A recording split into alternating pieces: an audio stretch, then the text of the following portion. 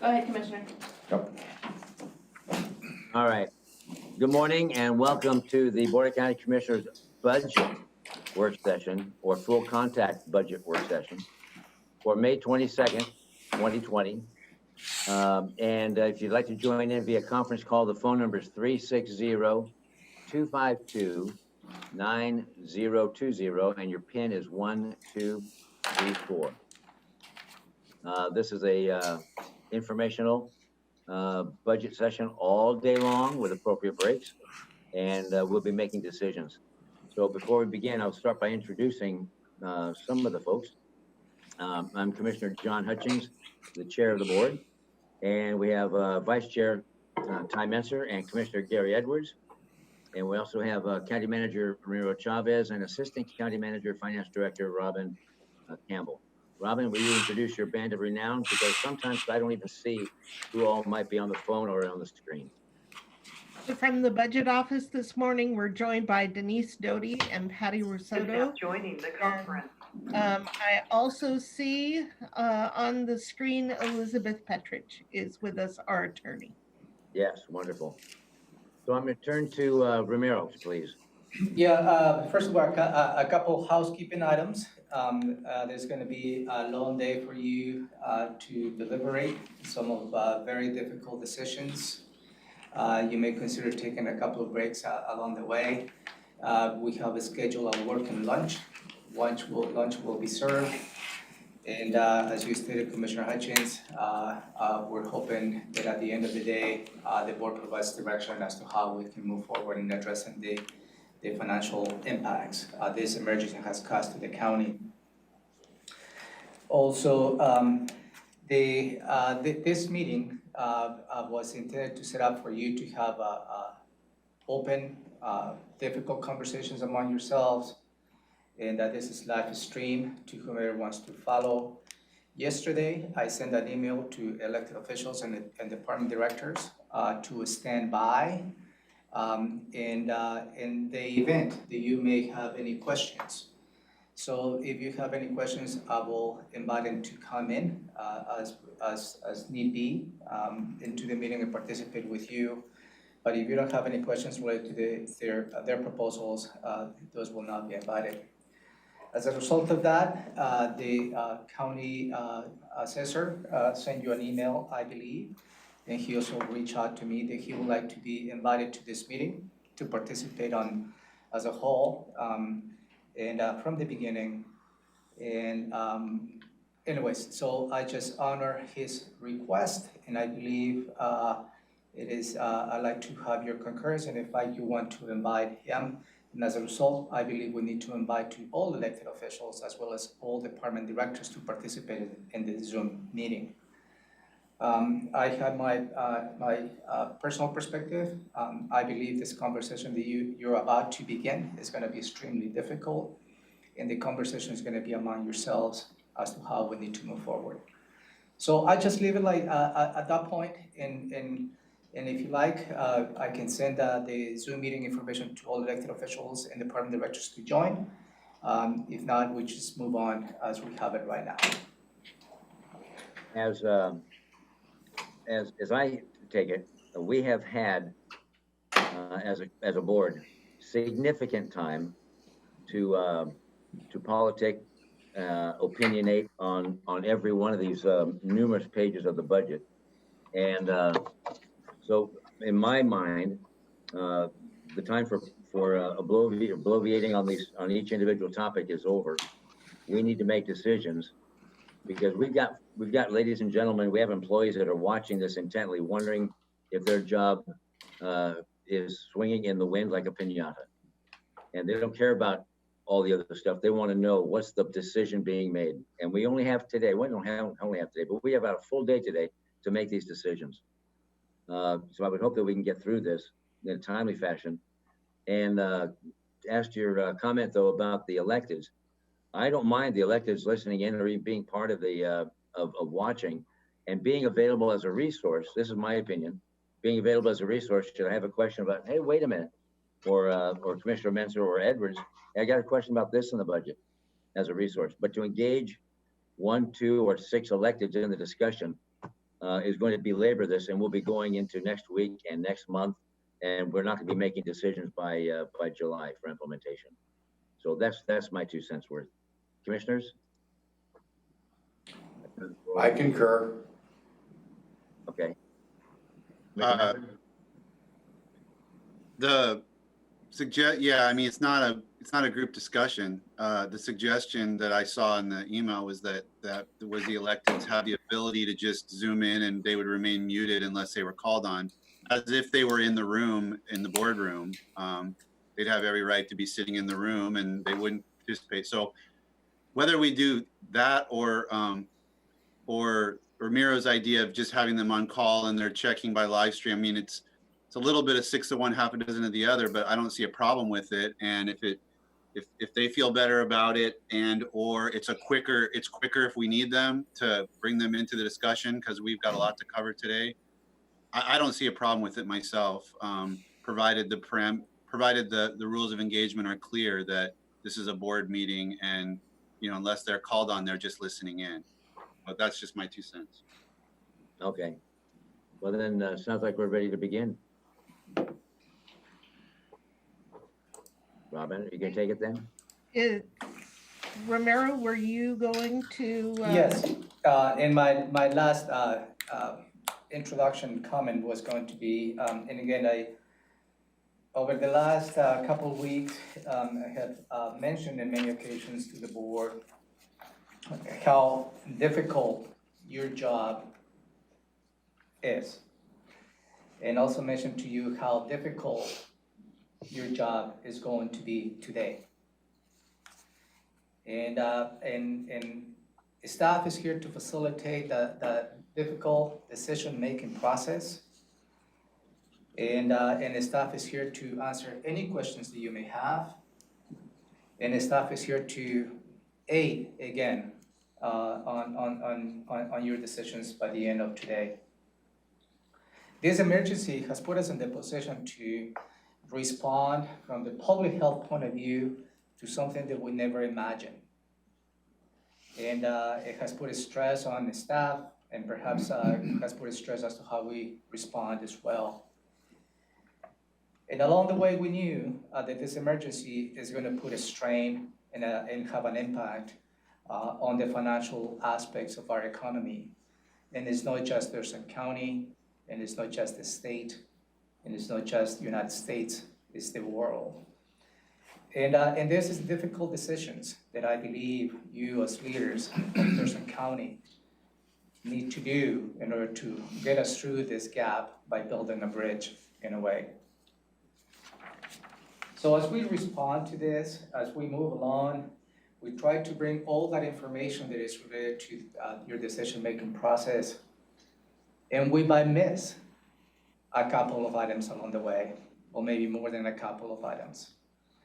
We might miss to perhaps some of the assumptions that we provided may not be enough to get through this emergency. What we do know is we're doing our best and provided the best possible information in front of us for you to make an informed decision at any given point. There's something else that we need to do, additional conversations that we need to have, absolutely. But we need to be prompt in curtailing our expenditures for the last half of this year in order to have a more sustainable financial status of the county moving into 2021-22. So that's just my my introductory comment. I wish you good luck today. It's going to be a long day. It's going to be difficult decisions. And again, the staff is here. I believe elected officials are standing by, as well as department directors are standing by to answer any questions that you may have. And we will make sure that you get the answers in a timely manner.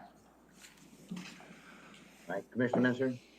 It wasn't clear to me. Did we agree to extend the meeting credentials to the elected officials and department directors or not? Oh, I took the probably Commissioner Hutchins and Commissioner Edwards. We're not interested, but thank you for clarifying. Okay, I didn't hear that. Thank you. Commissioner Edwards, I guess as we move forward here, I have some concerns that have not been addressed yet. And I still don't, where we're gonna go with putting these in the discussion, I guess is yet to be determined, but I'm very concerned that we haven't implemented the hiring freeze yet. I've been advocating for that for about a month now. I believe that, we should be looking at what the commissioners oversee, which is over $200 million that are directly under our purview. And we should see where we can find cuts in this before we go to the individually elected offices and ask them to make cuts, because about 3/4 or 2/3, however you wanna cut it, looks like it comes from the county commission's responsibility itself. So, things like the listed vacant positions and how many dollars that would save and how many positions are full. I think those are crucial decisions that we need to look at before we get into some of this. So, I'm not saying I'm trying to take over the agenda by any stretch of the imagination, but I do think we need to cover these issues early to see what we can do to help the citizens of the county. Commissioner, in your pocket is exactly what you're looking for. I got it, right here. So, and it's But I not- notice it's down at the bottom. Not I just- necessarily in that order. Okay, okay. Not necessarily in that order, it's Good just the enough. way the copies came out. Robin, We will be beginning with looking at the vacancies and the hiring freeze options. Thank so let you. me ask you as a point of clarification. Aside from hiring Dr. Dimiana Abdalek, how many new hires have we had in the last month? I don't have that answer, Commissioner. We'll have to find out. Okay.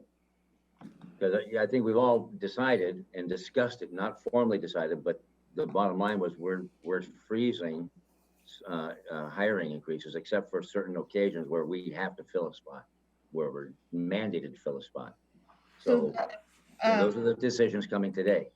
As to a hiring freeze, all of the appointed directors that are heads of departments that are have oversight by the board are on a hiring freeze and have been for the last 10 years continuously. And no department may hire or fill a position without approval by the county manager. That was delegated to the county manager I think about 3 years ago. For the first 7 years, the board directly approved or not all hiring decisions. So departments have been on a continuous hiring freeze for at least the last 10 years. Elected official offices were also on a hiring freeze for about I think that they were taken off the hiring freeze, I want to say in 2015 or 2016. So for the last 4 to 5 years, elected officials have not been on a hiring freeze, but all departments are and have been. So under our purview, they have been. Yes, they have been. Thank you. This is a Commissioner point of Manson? clarification. Thank you. Since we're on this topic, Ramiro and I have had multiple conversations as I try to understand some of the nuances of if we freeze all the positions, whether or not then is there a second step whereby you either do that and then you hope you get the money back at the end of the thing, or you actually take an affirmative step to then reduce the budgets accordingly across all the different groups and make sure that the money is then captured up front. Is that a correct sort of characterization, and is that an additional decision that we have to make?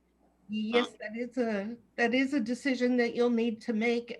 In a few minutes, we'll look at the vacancy list, and the choice is eliminate the position or freeze it for a specific period of time. uh, this county has no unfunded positions. Every position that is authorized has funding to pay for it. So if it is filled, there's money in the budget. If we were to go to a new scenario of having unfunded positions, then I would highly recommend that there be policies written and put in place to ensure that you're able to capture the savings that you assume from having the positions vacant, and specify how long they need to be held. But right now we have no vacant positions, and the only way to ensure that you will capture those savings is to eliminate the positions. You've seen how easy it is to establish a position.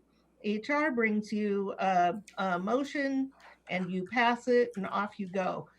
So recreating positions is not a odious process, if you will.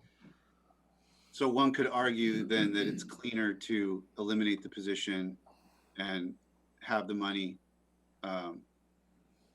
whatever the terminology is, Ensure the savings, right? strapped in, or, you know, et cetera. Okay. Right. Well, just hopefully make that clear, because it wasn't really clear, I think, in our earlier discussions, this kind of second aspect. We just kept talking about freeze and hold and stuff, and there's nuances to it that I've learned about over the last couple of months, and I just want to make sure that we're that's clear as we talk through Right. the choice. Right. So Robin, when I've heard over the last week that it's okay to not fill a position, but leave it there. So when time comes in a year, 2 years, whenever, and we're back perhaps flush again, that whomever it is can just fill it and not have to go through the process to establish the position again. What I just heard you say is that's really not a valid, a real solid argument, because it's not onerous to go ahead and create a new position and fund it. So we can cut it rather than just not fill it and keep it on the books, right? Certainly hold the positions, but again, that would be a change in policy for this county, a change in practice, and we'd have to. I mean, we could do it. It's your choice, but it's cleaner to eliminate the positions and establish those that are authorized in the future. And is there a cost, or what would the cost be to establish a position that's been eliminated? Should we want to hire that position again? You would need to put the money back into the budget. And that's the assumption right there. All positions are funded. There's money in the budget to pay for them. When you're taking the money out of the budget, the assumption is that they will not have that position. And if they get it back, you would put money back in to be able to pay for it. But is there a cost associated with an elected to come ahead and start to engage HR again to establish a position? No, it's a minimal process. Okay, thank you. Is that it? Commissioner Edwards, go ahead, sir. This one issue that we got correspondence on about a monthly report, could we get into that about I mean, I know we got a lot of stuff available to us. I don't know if that's one of them or not at this point. Where are we at on that issue? I'm not sure which letter you're referencing. Is that part of this morning? Something about a monthly report budget from Mr. reductions? Pettit? Did we? We have not been able to review his latest letter, Commissioner. Whose latest letter? Who are we talking about? A citizen. A citizen letter that came in about we need a monthly report given to us. I just wonder, is there any merit to it? I would like to review it myself if it's available. And I know we have a lot of information available to us. I don't know if it's broke out in that fashion or not. That's what I'm wondering. So I do apologize. I'm not prepared to talk about that this morning. I've not had an opportunity to read the latest letters. Correspondence, okay. Okay, so I'm gonna take a step back because there are two bits of information I want to share with you before we jump in. And so I would ask your patience as we talk a moment about the economy. We have the host has disabled. Ramiro, apparently you need to allow me to share my screen. No, No, You should be able to. no, I get a message that the host has disabled participant screen sharing. Okay, hold on. well, that was mean.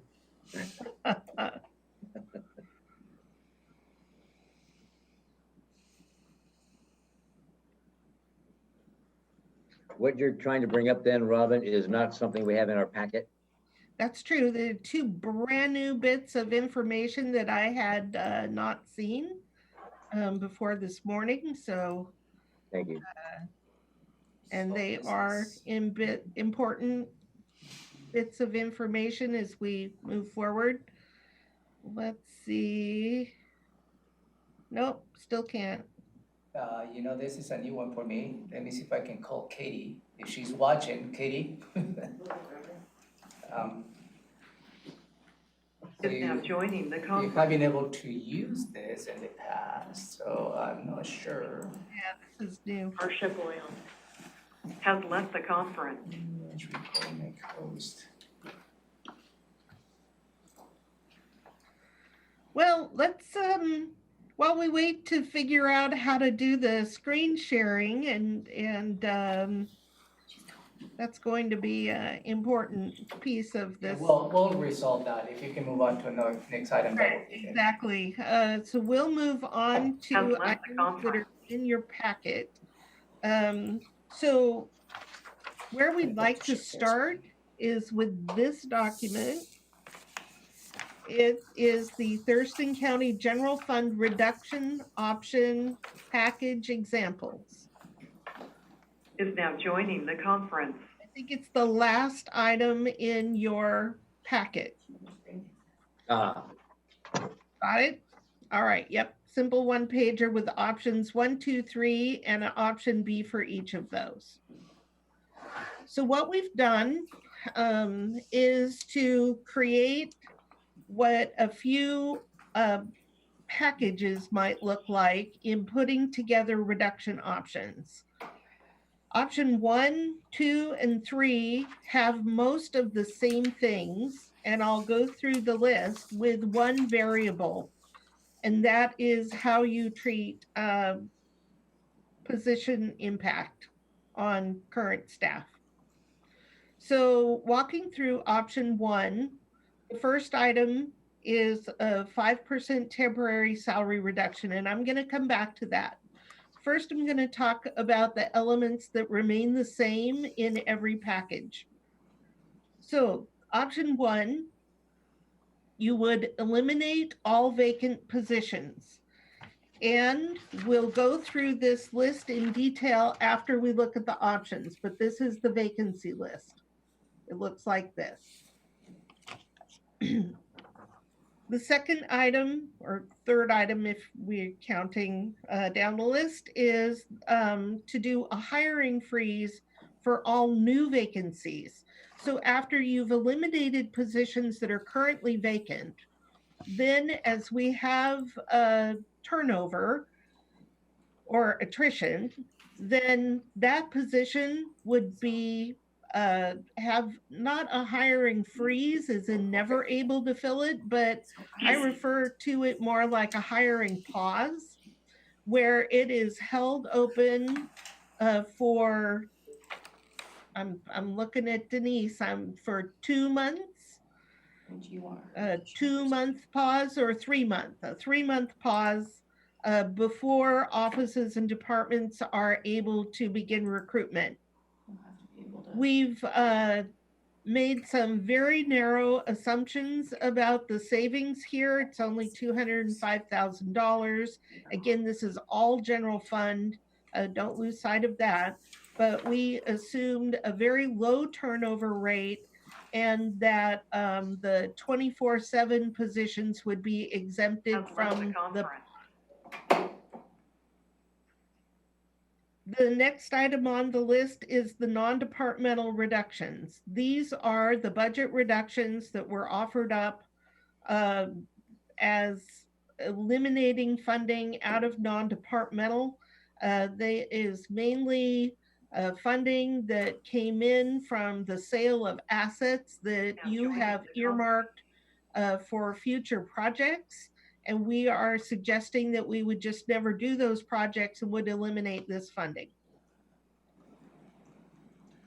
Well, The next will we hear about what those projects are? You never chose projects, so we never spent the money. The board, this was available, so the board had funding if you were to choose something that you wanted to do. The board never decided to on how you would like to spend this money, so it is available to you, and you just, it's an opportunity cost, if you will. You would no longer have an opportunity to do a major project. Right, but I mean, are we gonna see what those projects were, or? Commissioner, no, We what it never was. identified projects. If I We were may, whatever we wanted it to be. It's a money set aside in case you had projects that you'd like to implement, but the board never came up with projects, so the money is still set Right. aside there. Okay, it's not like I'm gonna go back to this. It's not like saving $1 million on the sand shed. That's not part of this. No, it's projects initiated by a commissioner. So for example, there was a year when the board decided you wanted an infant at work policy. Robin, can you hold for a second? Oh, sorry. For those who joined on the conference call, please mute your phones. Thank you. I may have to do that a couple of times. Go ahead. So for example, there was a year that the board wanted to implement an infant at work policy. It required a small expenditure of money. There was no other money to start that program with. We paid for it out of non-departmental. It would have been paid with these funds. It's money that gives you, if so another example is you may have decided that you wanted to provide funding for all offices and departments for leave buyout when someone leaves the county or retires. This is money that you could have used for that. You are often approached by a member of the community. There was a year that the EDC came in. They were having a budget crisis toward the end of the year. The board wanted to assist. The money would come out of this. Those are the kinds of things that you will not be able to do by putting this money on the table. Okay, but it is general fund money. It is general fund, Okay, 100% All general this is fund. general fund. yeah, okay. And I like that you called it an opportunity fund. Well, it's an opportunity cost by giving it up. Fund. It's an opportunity cost. Thank you. It's an economic term. So the next item on this list is you had provided money for an April special election. That is not going to happen. You will have this savings of $177,000. It can't be spent in any other way due to the proviso, but you should take the savings. The next item is a shift in cost out of the general fund to TST. Offices and departments had come forward in Budget Amendment 3 and had made adjustments to indirect costs or increased the amount of money that they could bill to TST, legitimately bill, instead of the general fund. The overall, it nets to zero. The reduction in general fund is $344,000. There is equal increase in the costs in the treatment sales tax fund of $344,000, but it gets money out of the general fund. So you're able to take the savings in the general fund. So we suggest you take that. Robin, I'm sorry. I was making some notes when you started. what is the eight? I don't understand. Can you repeat the beginning of what you said about TST? A3 TST. So treatment sales tax, we allocate indirect costs to the fund that's responsible for direct costs on a cost allocation basis. And in Amendment 3, offices and departments who use treatment sales tax were adjusting the amount of indirect that could be charged to treatment sales tax. And then a couple other offices or departments were increasing direct costs that could be charged to treatment sales tax. And then one office actually said that they did not have as much money that could be charged to treatment sales tax.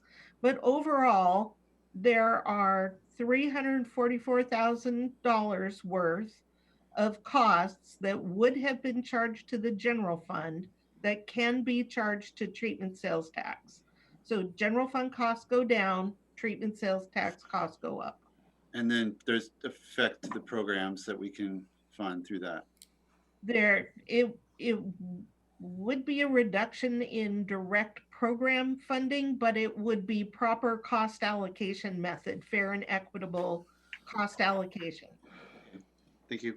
Okay, so if you were to do all of these things, and I need to get back to the salary reduction piece, I realize we'll get back to that in a moment.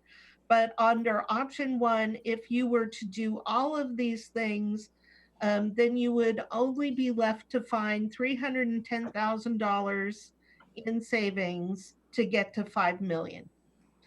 Option 1B, the difference between option 1 and 1B is the elimination of the vacant positions. 1B excludes the positions in the sheriff's office and corrections. So it's just an example of how the amount of savings go down as you exempt vacant positions. And at the bottom line there, in option 1B, you would still have to find 644,000 in savings. So the other item in option 1 is a 5% temporary salary reduction. And I'm going to ask Ramiro if he would like to speak to the complications in implementing a salary reduction. Yes. Before you begin, Romero, when we talk about the 5% temporary, what does that mean, temporary? How long? Temporary would be through December of 2021. 21? Savings are the amount you would save specifically in 2020. Okay, thank you. Go ahead, Romero. Related to the 5% or any type of salary reductions, and Elizabeth is here to chime in and fill in the blanks if I miss anything, is related to the represented employees and the contracts that we have, bargaining units, the different bargaining units. And it's a little bit of an interesting conversation that we had in the last couple of days with your attorneys in terms of whether you, legislative authority, has a unilateral decision-making process to reduce salaries. And the response to that is perhaps not, because you have committed to a specific set of compensations on those contracts. And the only way that you perhaps can implement a 5% or any type of salary reduction will be to engage in negotiations with each of the unions. It's a little bit different from the other options that's before you. The other options, whether it's a furlough or layoffs, in that case, is very prescriptive as to each of those contracts that we have with the different bargaining units as to how that can be implemented. And that will be somewhat of a bargaining the impacts as opposed to negotiating something that is out of the contract. So that is something that I needed to make sure that comes before you, because if this is an option for you, you may consider temporary salary reductions. you do have the opportunity to reduce those salaries to those non-represented employees. For those employees who are represented, we need to engage with negotiations with each of the bargaining units as to see how that is gonna come out. So I just wanna make sure, put that framework in front of you, because in the last couple of days, it has been a very robust discussion with your attorneys related to this specific item. And Elizabeth is online if she wants to chime in. But anyways, that's what I'd like to offer related to this item. Nothing from Elizabeth? Okay, Commissioner Messer? So, Robin, first of all, I know that this was responsive to my suggestion, and I really, really appreciate it. I think it's even though these are just kind of hypothetical and the board could go a completely different direction, I think it's super useful for framing today's discussion.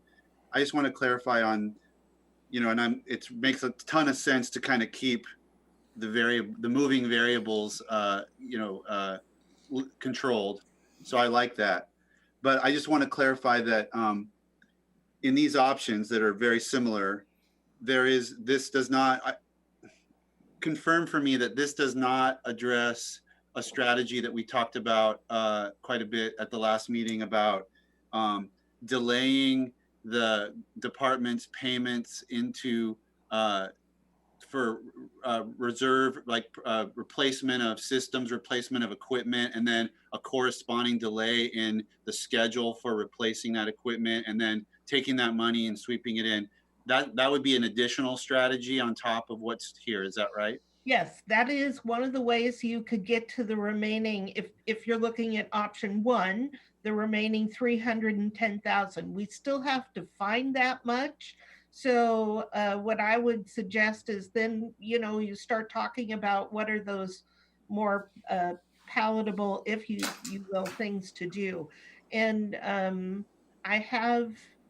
we have the numbers handy. So for example, if we were to take the amount that should be paid this year toward the ERP system, which is on pause, and not pay that into the large system IT reserve, the savings in general fund would be for the remainder of the year, because 47,000 of the amount has already been paid in. You could save around $60,000 through that pause. What about a more general, widespread, like for example, treating equipment like people? In people, we would be saying for 18 months we're not gonna hire new people, we're not gonna expand, and basically saying for 18 months we're not gonna, and then but on an emergency basis, people come to us and say we gotta have this person. What if we treated equipment in the same way and say, yeah, you can come to us, something just failed, we have to replace that. But in general, we're just not going to replace a vehicle or in anything for 18 months. Is that a way we could be more kind of across the board and even-handed about it and comprehensive? So we could do that. Your large equipment purchases like vehicles, that is in ER&R, and we've identified money that could easily or equipment that could be delayed. The bulk of it is, well, the whole 650,000 that's in the reduction list is from Public Works. So that does not have any savings at all in general fund. The bulk of the costs in general fund are the sheriff's vehicles, which we really can't delay for the safety of the officers on the road. So you would have minimal savings there, but we could take a look. We wouldn't have that number today, but we could look and see how much that could save. I mean, this kind of reminds me of a Commissioner Edwards kind of example, but I have a big TV on the wall of my house, and about 2 years ago, a big red stripe appeared on the right side of my screen, and I could have easily said, "Wow, my TV's screwed up. I'm going to go out and spend a couple $1,000s on a new TV," but I didn't have the money, and I didn't. And I'm sitting here like 2.5 years later, and my TV, it's got that red stripe, but it's been perfectly functional for my family for the last 2.5 years. Right. Um, It's and annoying, but it's not costly. yeah, it's kind of annoying. It's not Right. perfect, but it's been perfectly fine. So, I don't know how long it's gonna last. right. So at this time, and vehicles in particular, we do an analysis every year. We don't just buy vehicles on a schedule, like every 5 years we replace a car, or every 10 years we replace a truck. They're not on that kind of schedule. Every year, your fleet manager analyzes every piece of equipment that we is on a replacement cycle, and they determine how many miles are on the car, how efficient is it running, and does the maintenance cost outweigh the cost of replacement? And we don't replace those vehicles until it does. So, unlike the TV with the stripe, you have to pay M&O costs of a vehicle. And at the point when that cost outweighs the price of replacing it, that's when we buy the new car. So the delaying actually costs us money instead of savings at a certain point in time. And we do that analysis every year, which is why, by the way, our fleet is awarded one of the top 100 fleets in North America. Is that it, Commissioner Menzer? Commissioner Edwards, go ahead, sir. Well, I guess, just to expand on that, the other piece that goes along with that is the liability that the county incurs should, the front wheel fall off as you're going down the road and you run over some kid in a bicycle. So I know that's an extreme example, but it applies not only to sheriff vehicles, but to any vehicle that the county might be driving. If we neglect that maintenance or correction of that deficiency, we're gonna pay it out on the other end, and then in a liability situation, and then our risk pool rates are gonna go up, and I mean, it's a nightmare that compounds itself if we don't keep that going. And I'll just give you an example. Some years back, we did extend the life on vehicles for quite a period of time. And a party had purchased one of our vehicles at an auction, and driving it home, the A-frame on the front end had fallen apart and created a serious accident. And you'd think, well, we disposed of the vehicle, it's not our problem anymore, right? No, that's not the case. They referred back to us that we sold a defective vehicle, and we ended up on the hook for the liability on that issue. So I know that's kind Well, of an extreme, a and couple how extreme fortunate examples. that one of our Yeah. sheriff deputies were not driving. Yes, they were not. It was a citizen that was driving at that point. Commissioner Menzer? Just to say that I was talking about more than vehicles. I mean, I'm sure that's a big chunk of it, but it sounded like when we were discussing this earlier in the week, there was, well, IT systems was one, that's one we talked about, but there are other payments across from a department to a reserve fund to replace equipment of various kinds, large equipment. And so anyway, that's what I was wanting to look at kind of globally. The bulk of the ER&R fund, which is our equipment fund, is cars. It's moving stock. That's what's in the general fund portion. We could have savings in other offices and departments that are not general fund. But the bulk of the general fund savings would be from sheriff vehicles and other office vehicles. The assessor has a fleet. And then the other thing, the major equipment that's in the ER&R fund is replacement of equipment in the jail, like kitchen equipment that must be functional for the jail. So there's, we could get some savings, and we have talked about the large IT reserve, but ER&R would be, And again, it is your prerogative. If that's what you would like to do, you just need to be aware of what the downside is. Robin, when I look at option 1 and 1B, there's the 5% temporary salary reduction. Right. That's just through the end of next year. It's just 5% right off the top, just gone, 5%. For I everyone. don't know where we are with each bargain unit with when it comes to the COLA. Have they all been distributed or some kicking in July, or next year? For all of our labor agreements, the COLA was effective January 1.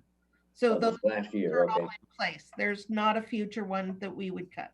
okay. It was only one contract, it has not been signed, but we executed a memorandum of understanding for 2020. So at this point, all the bargaining units have received the cost of living increase. Right. Okay, good, because oftentimes, they're delayed. 2% now and 1.5 in July and blah, blah, blah. I just want to make sure that that's all sorted out. Yep. And so what happens then? There'll be negotiations with the represented groups. But come January 22, if this is just a temporary, does everybody revert back?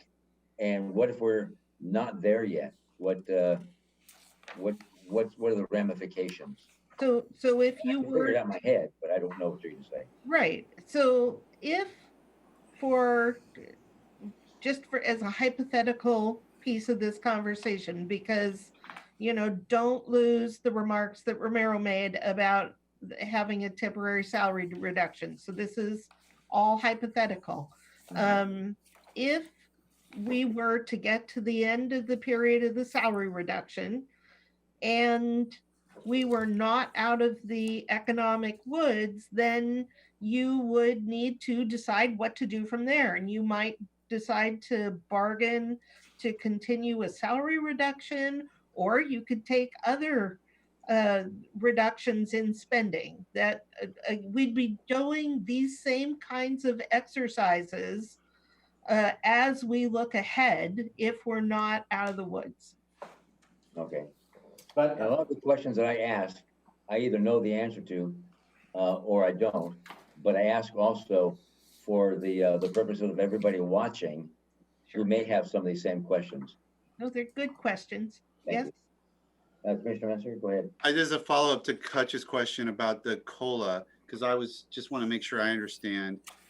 If hypothetically we're talking about a salary reduction, are we also, I mean, obviously, we're not doing cost of living if we're reducing salary. So are we lumping those two pieces together because you've got on our strategy sheet, the not granting a COLA was a separate item that could be done separately.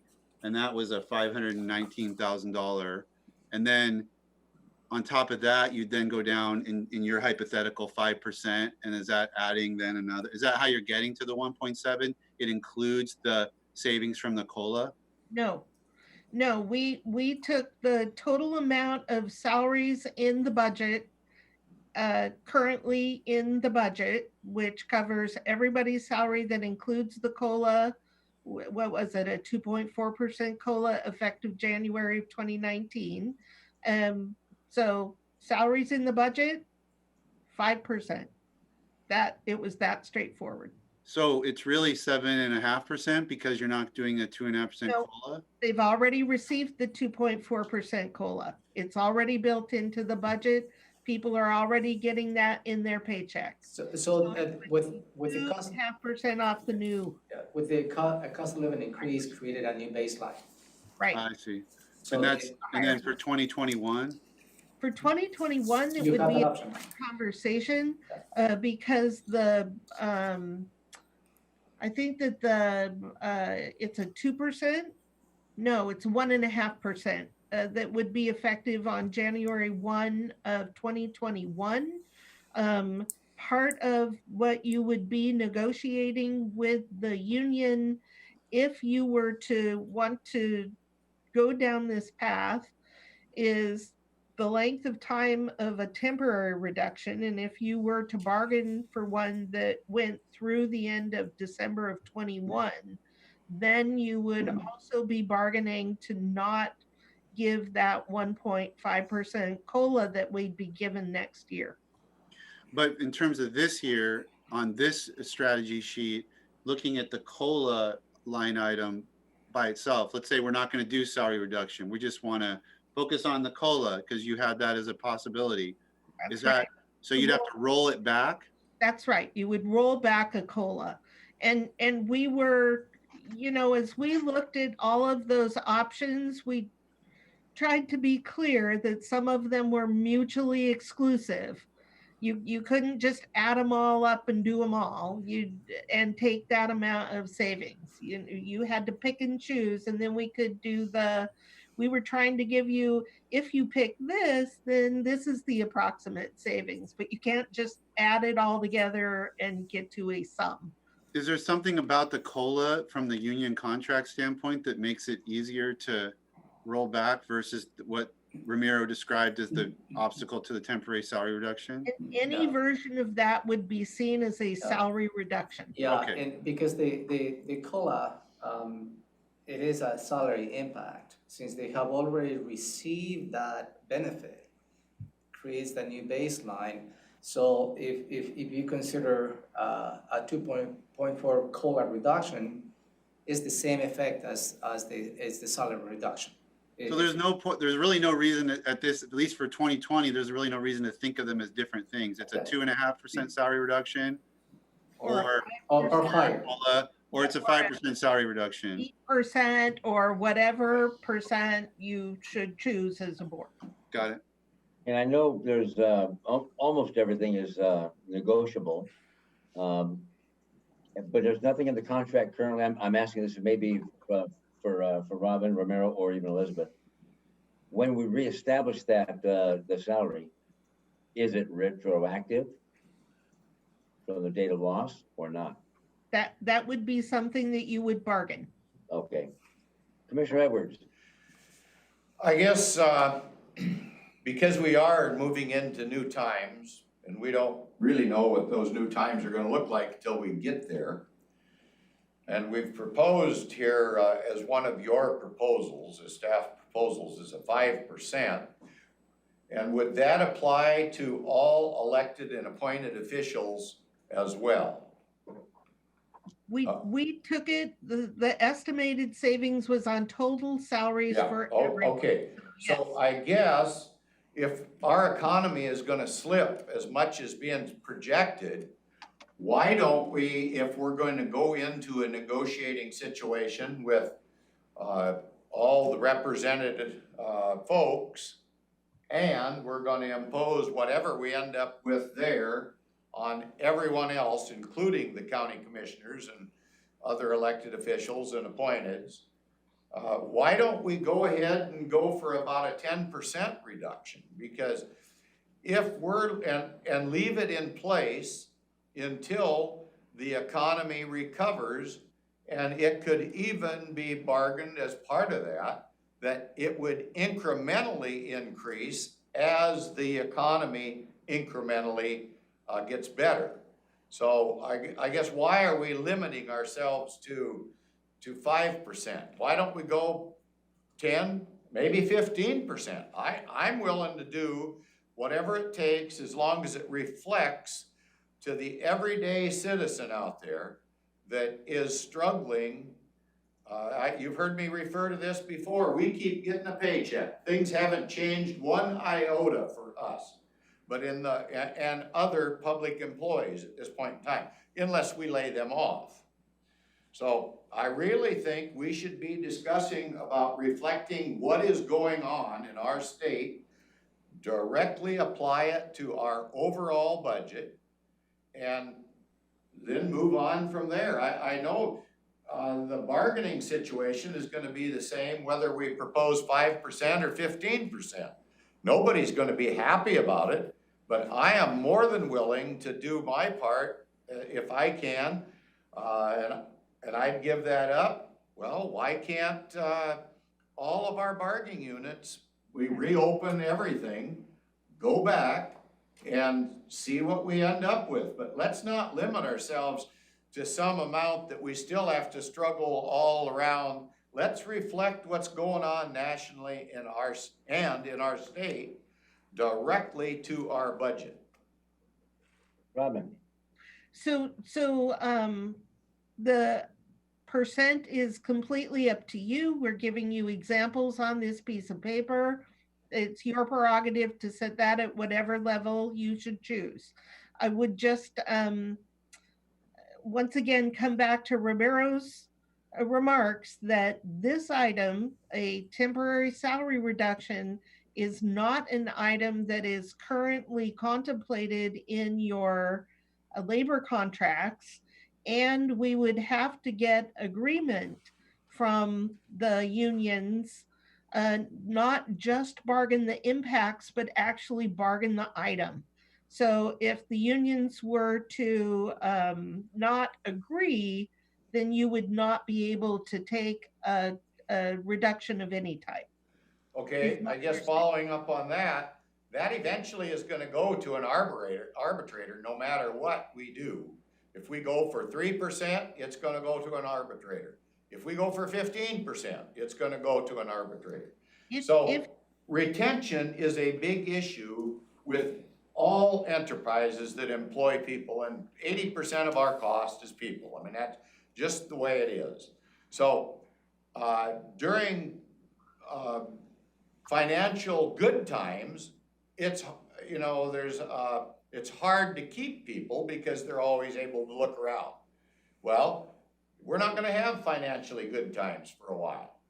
I would like to see the board take an action right now, and I would make a motion that we set the rate to match whatever the downturn is reflecting in our economy. And we can figure that out between the state and the nation. And then we would apply that percentage reduction countywide to every employee in the county and ourselves, and see where we would go in opening those negotiations, and just say, look, we got to step back. That would be the argument. I know nobody's gonna like it, but the reality is we're working for the citizens of Thurston County. We are not working for the staff of Thurston County, and we have to do what's responsible for those 300,000 citizens that live here. So that's kind of where I'm at. That's I'd like to hear why that isn't a feasible approach. Romero, and then Elizabeth, I believe. Go ahead, Romero. So I not necessarily going to be answering what is not a feasible approach. The feasible approach is the board defines what is feasible for you in order to overcome the financial situation. So whether it's 5%, 10%, whatever the board decides, at least from my point of view, it does make a difference when you come to a negotiation table, whether you're negotiating a 5% versus 15%, it does make a difference from my point of view as to the impacts to the employees. So I just want to provide that perspective. Also, I will recommend to let Robin walk you through the rest of the options that is before you today, because one is in this table the 5% temporary salary reduction. As you heard, that requires all that renegotiating the contracts with all the bargaining units for the representative employees.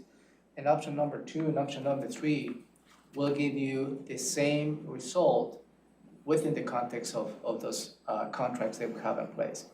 My suggestion perhaps to let Robin walk you through the different options and see where it goes from there.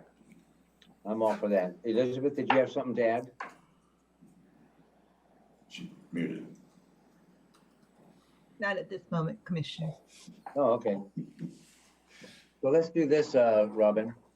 Go ahead and finish up the rest of this page, and then we're going to take a break. Okay. All right. Okay, great. So, and I would also just mention at this time that option 1, 2, 3, it's not a staff recommendation that option 1's the one that we think you should take. We just had to label them for the purpose of discussion. They're not in priority order. They're not in recommendation order. They're just on the page for you. Thank you, Robin. Good clarification. So option number 2 has the same key elements, an assumption that you would eliminate all vacant positions, that there would be a hiring freeze of 3 months before office or department could recruit for a vacancy that came after June 1st. There would be this reduction in non-departmental. We take the special election savings, we make the treatment sales tax adjustment, and then the item that changes is the furloughs. So instead of a 5% temporary salary reduction, this option includes a reduction of furloughed, every position or every person who is not in a 24/7 operation, which is the sheriff, corrections, the coroner, and juvenile, would take 1 unpaid day per pay period. That is approximately a 10% reduction for everyone that is not in a 24/7 facility. And we exempted the 24/7 facilities because if those staff take a day off, you have to backfill. That creates overtime and you really don't get any saving. Option 2B, again, would exempt the sheriff and correction positions from the elimination of the vacancies. That's the change there. In option 3, the only difference between option 3 and the other 2 options is that you would have a layoff instead of furloughs. And we estimate, based on average salaries, that you would need to lay off approximately 30 people to achieve savings of $1.5 million. And then you would do all of these other things, and that would leave about $500,000 that we would still need to find through other budget cutting measures. So that's the difference between these options.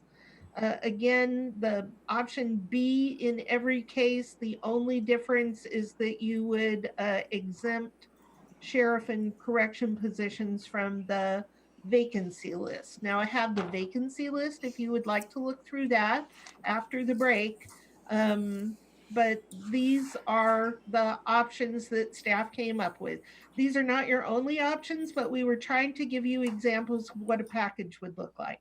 Robin, point of clarification on option number 3, when you have a layoff of 30 positions on average, those positions have to come from the general fund funded positions. They would have to be general fund to achieve these savings in the general fund. So I just want to make that as a point of clarification.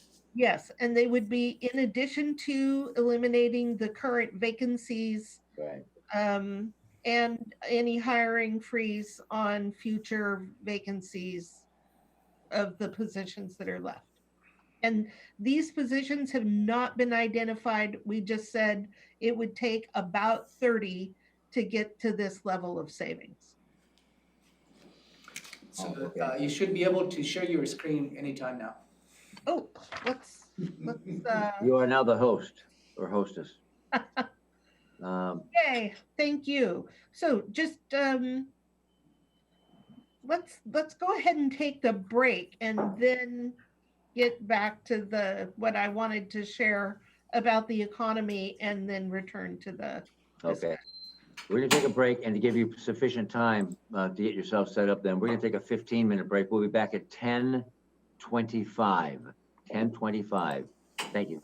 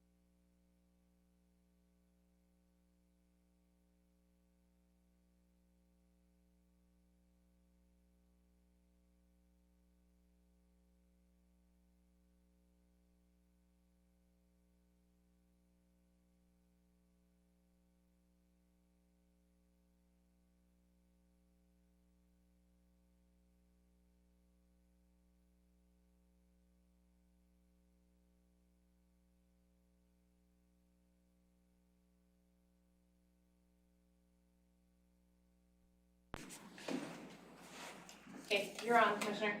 You're live. All right, thank you. Welcome back. It's still May 22nd, 2020, and we're in budget work session.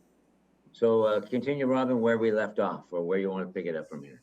Thank you. I'm going to take a side trip for a moment and talk about a few indicators about our economy and the state of our economy. Just gonna spend a moment on this. Hopefully what you see on your screen is the initial claims applications for Thurston by week. These are but new claims, they're not continued claims. But I just wanted to point out that in the most recent week that we have data for, we are still seeing new applications for unemployment come in over 5,000 new claims. So that was one thing I wanted to share with you.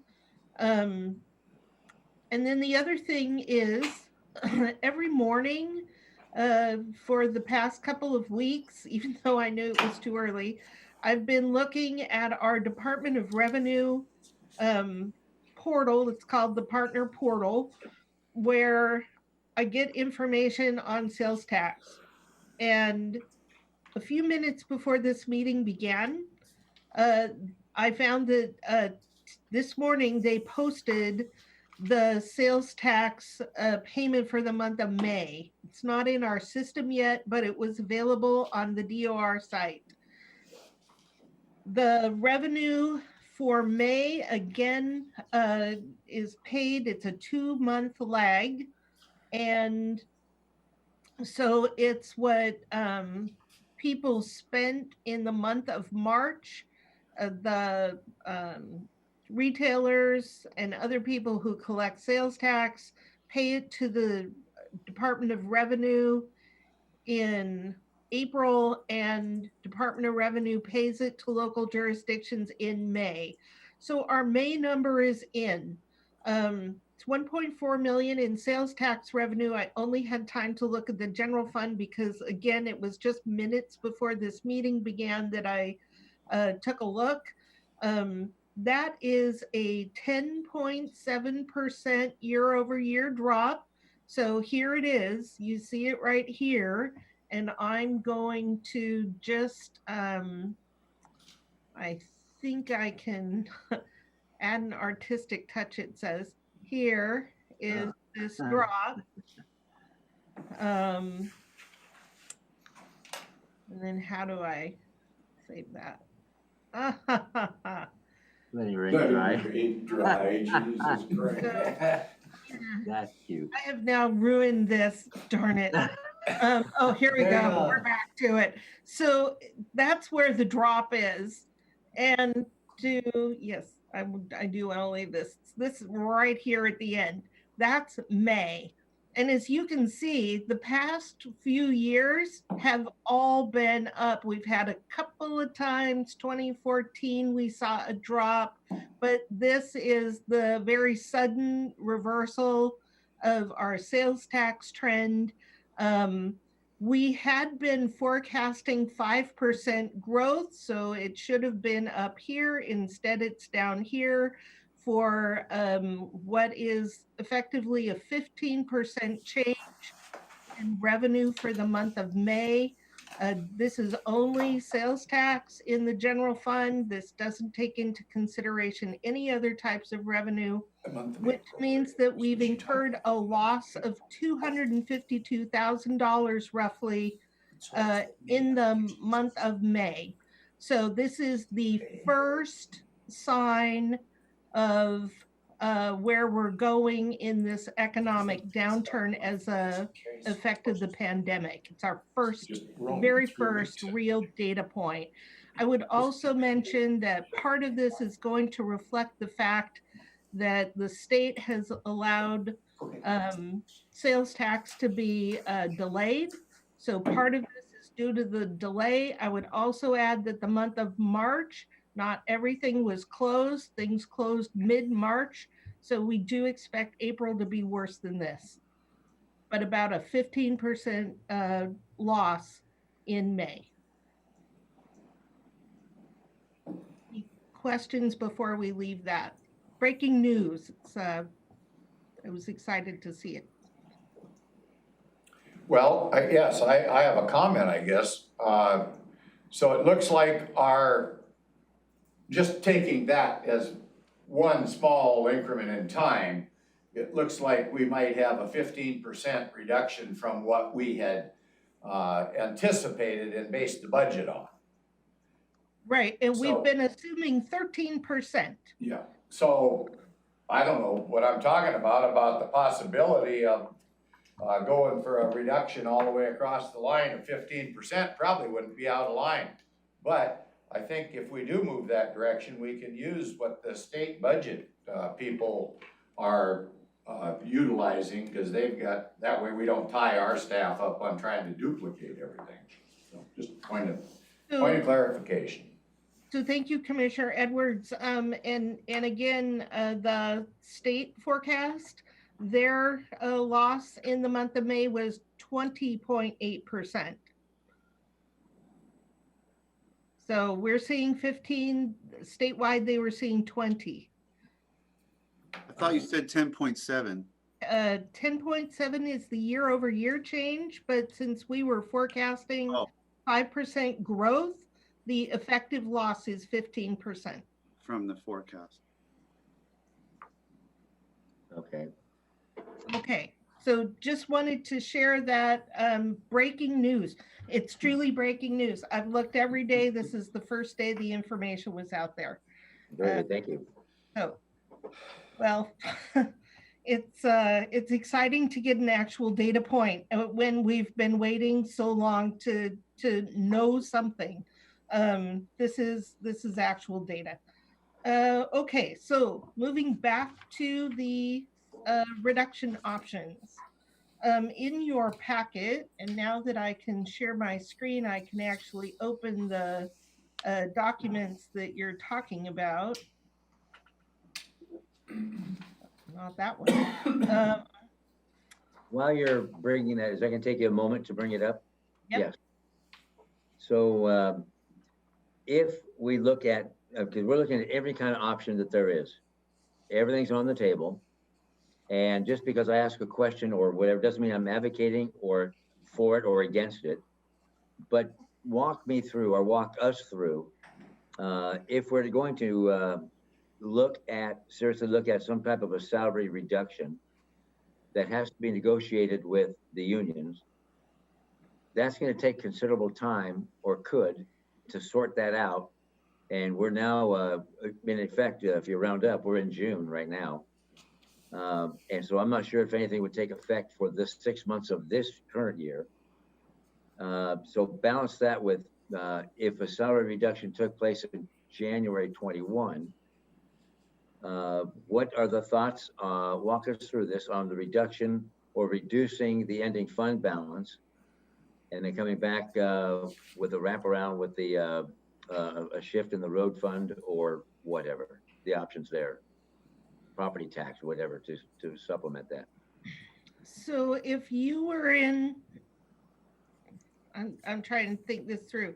So if the board were to choose to negotiate with the unions to attempt to have an agreement on a salary reduction, it would take time. I don't know how much time that would take, but for the purpose of this conversation, let's say it took 6 months. And you were not able to implement that until January of 2021, then to be able to fill the gap this year, and again, our target for today is $5 million, you would have to find other things to reduce or other sources of revenue. So could you increase the road levy shift? You certainly could. I would strongly urge you to take a look at the impact to the road fund, and I have the road fund financial plan for your review today if that's an option that you would like to talk about. But it has its downside. Everything you do has a downside, not to minimize that at all. But Hey, Robin, you have to look at that. Yes. related to the road levy shift, is it correct the commissioners cannot implement this action this year? It has to be next year? Oh, thank you, Romero. Thank you for bringing that out because I am trying to think of an answer on the fly. Yes, the road levy shift, it has to be certified with the levy. You do that in November of every year for the following year. So no, you could not increase the road levy shift in 2020. What you would have to do is look for other things to reduce. And it's difficult to find other things because, as Commissioner Edwards pointed out, labor is the majority. It's like between 75 and 80% of the cost in our funds. So it's difficult. We could cut every other discretionary item and not come up with enough savings if you don't reduce some form of labor savings. Following up on what Hutch brought up about the time element on if we were to move forward and how long it would take, do we have any leeway being the governor has declared an emergency and then we followed suit and declared an emergency? Could we get some of this negotiating process in front of the court or in front of arbitrators in a more timely fashion because of the emergent situation? I don't know if Elizabeth would know the answer to that at this point in time, but do we get, I mean, some of the things we're doing based on the emergency that we declared or that the governor declared. So I'm just looking for some kind of a expedited process that we might be able to utilize to settle this well ahead of time instead of the normal bureaucratic process that seems to be ever present in government. So perhaps Elizabeth would weigh in on this. Is Elizabeth here? Yeah. Just give her a moment to come to life. Hey. Okay. Here she is. I can't see myself on the screen, so I don't know if you're You look seeing- good. Okay. There's a process that would have to be followed, Commissioner Edwards, in terms of your suggestion about trying to get this before the courts. There is a declaration of emergency. However, our declaration and the governor's declaration does not waive the provisions in the applicable statutes that would allow us to jump over the process that's in place. So the first step is that we would have to sit down with the union and then move through that process, which could eventually lead to some review by the different, I think it's the PERC board. I don't think it goes to the court, but in any event, we can't jump over the process that's in place. Oh, okay, Elizabeth, could I ask you something then? If we were to implement, say, what's been suggested here is a 5%, well, I see us still struggling. I don't think that's adequate based on our financial situation around the country and the state and the county. So, I mean, it's gonna take the same amount of time to move forward on a 5% negotiation that it would on a 15% negotiation, isn't that right? Not necessarily, Why do you say that? because it could take much longer. I suppose if you had a 15%, it might be quite short. Because you actually have to have agreement on salary reductions, and the union could just say no. Well, yeah, but then we get in front of the arbitrator and say that isn't not good enough. New times here. We got to get to going and save the community. And I'm looking for some break from the emergency declaration, either under the auspices of the governor's office or the county commissioner's office, I guess. I believe Elizabeth already addressed that in terms of the governor's declaration of emergency and your declaration of emergency. Are different Are authority. different authority, but doesn't give you the latitude to jump over a process. Well, I'm not necessarily saying jump over, but expedite the process through some fashion, and I don't know what our authority on the what's the point of the emergency if it doesn't allow us to make certain exceptions? And I'd like to have some kind of review on that, because I think we're spinning our wheels here and we're still not gonna come up with a proper solution. Elizabeth? In terms of the emergency declaration, the governor does have authority to waive statutory provisions that could expedite this. He has chosen not to at this time. The Board of County Commissioners Declaration of Emergency does not have the authority to modify existing statutes. Oh, I guess that's what I'm looking for. So possibly, could we write a letter to the governor asking him to invoke that type of authority so that not only Thurston County, but other jurisdictions, and if what Robin is saying holds true, and so we're experiencing a little steeper cut than we thought, or problem than we thought, it's probably even worse for the governor's office and with the state budget than it is with us, I suppose, and maybe he'd be receptive to looking at that. The conference. So it's Okay, my well- understanding that the governor has already implemented a hiring freeze, and some of the state agencies are in doing layoffs. And he has directed his departments, the state agencies, to calculate 15% budget reductions, much like we have. So he's already taking the other types of steps. Okay, Okay. so let's press on then. But the option, and I think time is of the essence at this point, in my opinion. And you heard the 5%, an option that you have. Unfortunately, there is a process because we have a contract with the bargaining units. And that requires a process, requires to left the come to the conference. table and start having a negotiation up to what that is. And that is gonna take us time. Whether it's 2 months, 1 month, whether we can go to PERC within 2 months, is still gonna be time that is not gonna be on our side. So that's what, if you go back to the options, the other options is they may achieve the same savings as the furlough options. And that's probably within the contracts that we have, that is Is now prescriptive. joining the conference.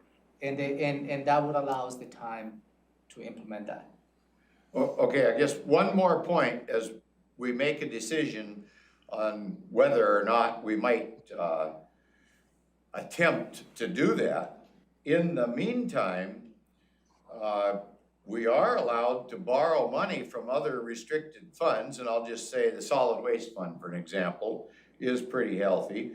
And I don't know what the auditor requires when we put down our intention of paying back to that fund, how that would come about. I don't know how strict that is, don't know if it's ever been done in government where we've been faced with this type of a thing before, where we're going to this extreme. So, I mean, that could be our backup until we made it through the courts, if you will, to get this accomplished. So we have done, this county has done interfund loan to make up for revenue loss. That was done in, I believe, 2009. That was prior to my arriving at the county, but I was here for the loan payback. We have guidance from the state auditor that interfund loan must be paid back within 2 years, and it must be paid back with interest. And the treasurer sets a reasonable amount of interest for the loan. So that is a possibility. If you were to implement a loan The reason it was done in 2009, it's my understanding that we had a negative fund balance. And so we had to take a loan to be able to meet payroll. And that was the only reason that there was a loan. While the county implemented additional cuts, basically the county did not cut enough from the 2009 budget to avoid a negative fund balance. And so while they determined additional budget reductions that were implemented in 2010, the loan got the fund through until it could be paid back. So is it possible? Yes. There are, as with all things, risks associated with that. And if you do a loan, you should have a plan for what you're going to implement to save additional money to be able to pay the loan. I would also say, as we have this conversation today, quite a few of these options, some of these are one-time savings. Really what you're doing, these are near-term savings, and you're buying yourself time to determine what the long-term problem is and solutions to the long-term problem. So when we talked about how we're going to put out the budget instructions for next biennium with a stay tuned on what the process will be to balance the budget, that's because we need time. So much like we bought time with the virus by staying at home until we could figure out what the long-term solutions are, we're buying time with these near-term budget reductions to determine what the real impact is on the economy.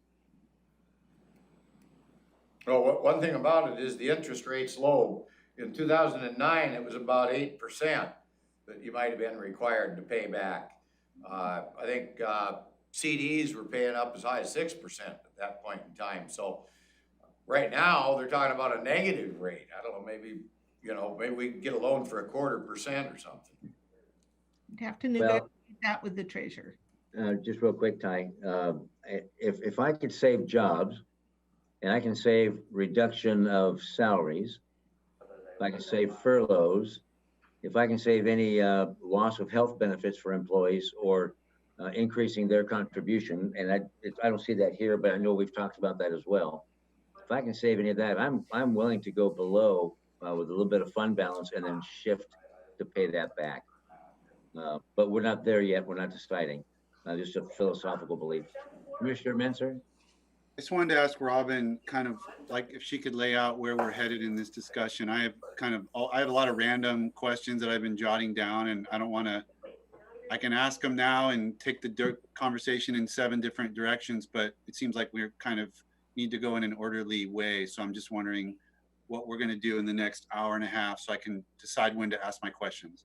So in the next hour and a half, I was going to ask if you'd like to take action on any of the items in these options so that we could start to say, yes, we're going to do this. And I was going to actually go up the list in reverse order, and we could start that now. So, Hey, Robin, before you do that, yeah, another announcement. For those who are joining us on the conference call, please mute your phones. Thank you. Thank you, Romero.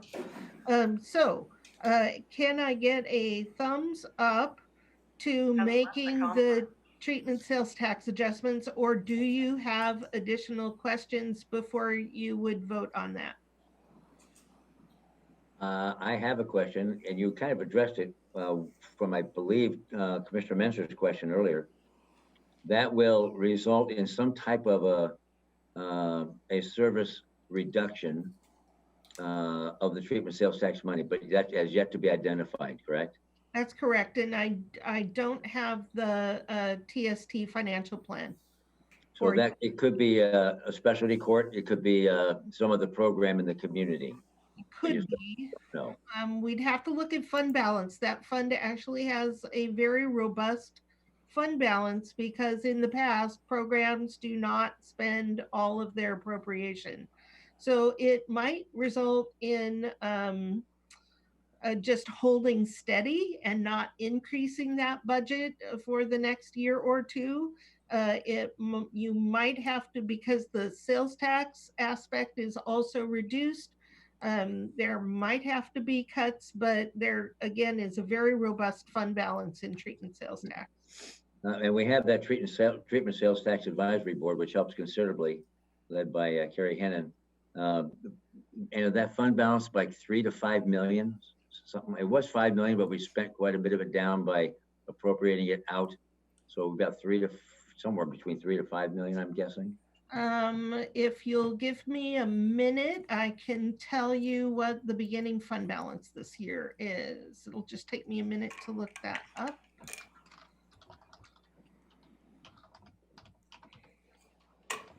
It'll take me longer if I don't type well. It's okay, but regardless of what the fund balance is, I give a thumbs up to the treatment sales tax piece. One of the reasons it's important to do this is it is a fair and equitable allocation of indirect and overhead costs, and that's important. Okay. The fund number, treatment sales tax has a current fund balance, beginning year fund balance of $5.7 million. Okay. Let me up that one. And revenue of approximately $5 million a year. So 3 Yeah, thumbs up. So Denise. Just for the conference callers, we have 3 thumbs up from the commissioners on the proposal of TST adjustments. Keep that handy. I'm gonna reduce this. I'm gonna close this. I'm gonna share my screen now that I can, if I can find the right work.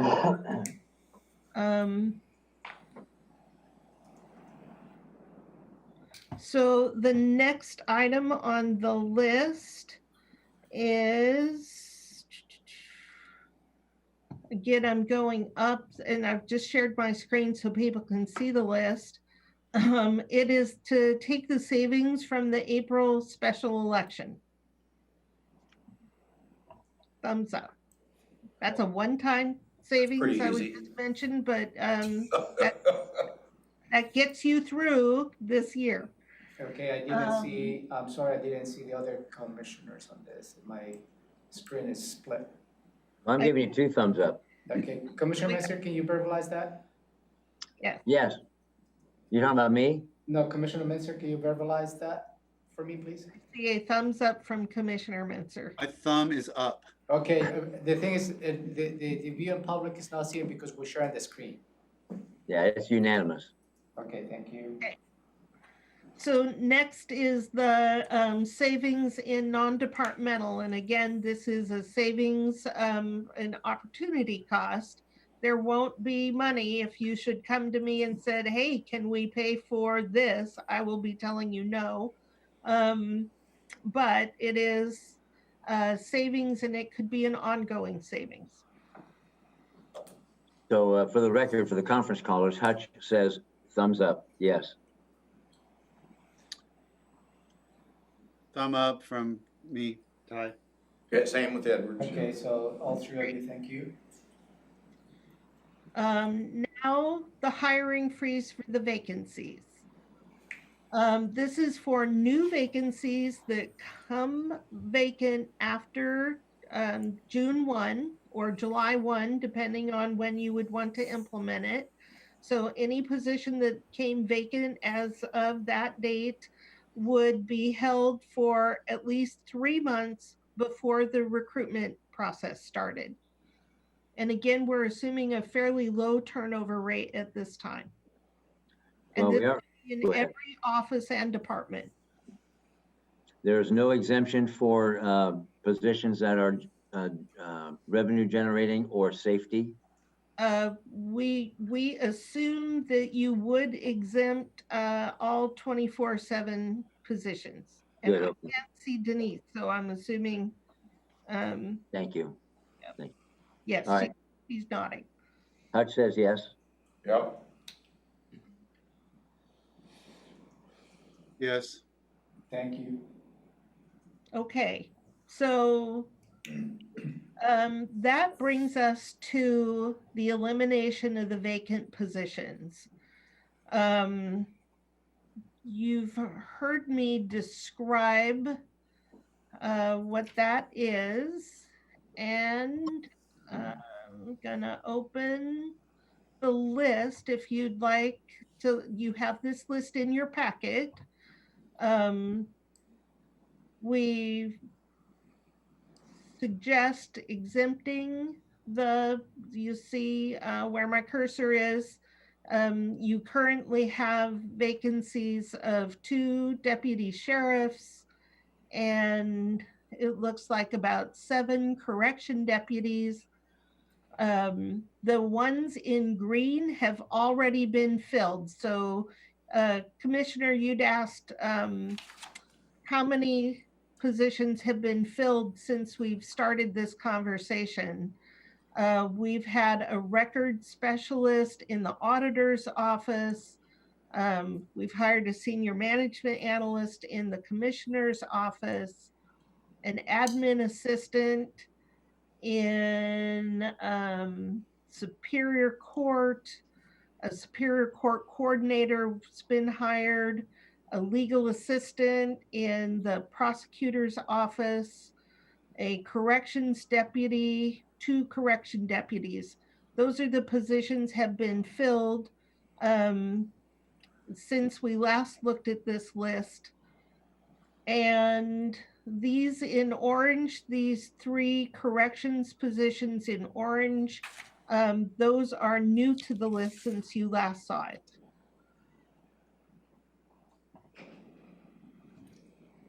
So what we are suggesting is that you would eliminate with this option. It's not the way the option works is that you would eliminate all of the remaining positions that are not highlighted on this list, with the possible exclusion of the deputy sheriff and the corrections deputy. So that would be option 3B then, right?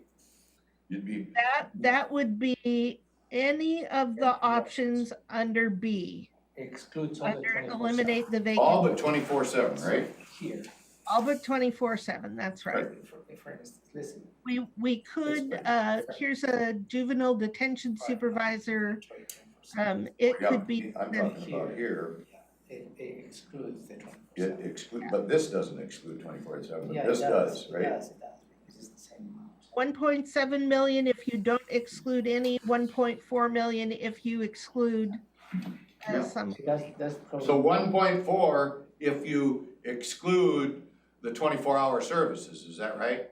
Yes, Yeah, so I'm not in favor of the 1.7, but I am in favor of the 1.4, and that protects the 24-hour services, is that right? yes. Okay, well, that's where I'm at. So the, just so I don't get off topic, because I just brought up something, the 1.7 does not exclude 24/7, but the 1.4 does exclude 24/7. Correct. What I just heard? Okay. So my question is, when I look at the ones that are not highlighted, and we don't have, I know the governor in his proposal excluded the 24/7, he excluded revenue generating positions, and he excluded safety.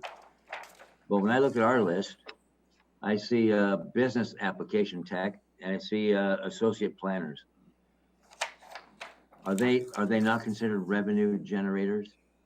Is that going to slow the process for people trying to get back in business? Let me comment on that. I believe that there is a case where we can eliminate the regulatory burden and blockage of advancement of that economic development. And I'm not looking at those as trying to make money. I want to cut back on the restrictions and allow people to do business.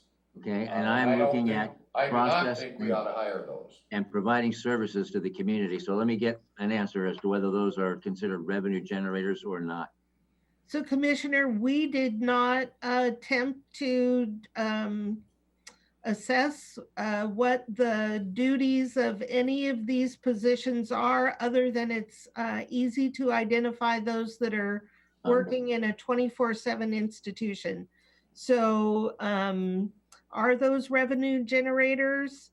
I would have to look into that and get back to you.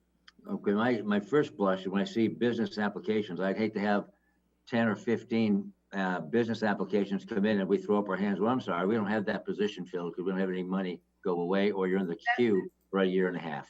That position is in the clerk's office, and I believe that the business application is the software that they maintain on behalf of the clerk.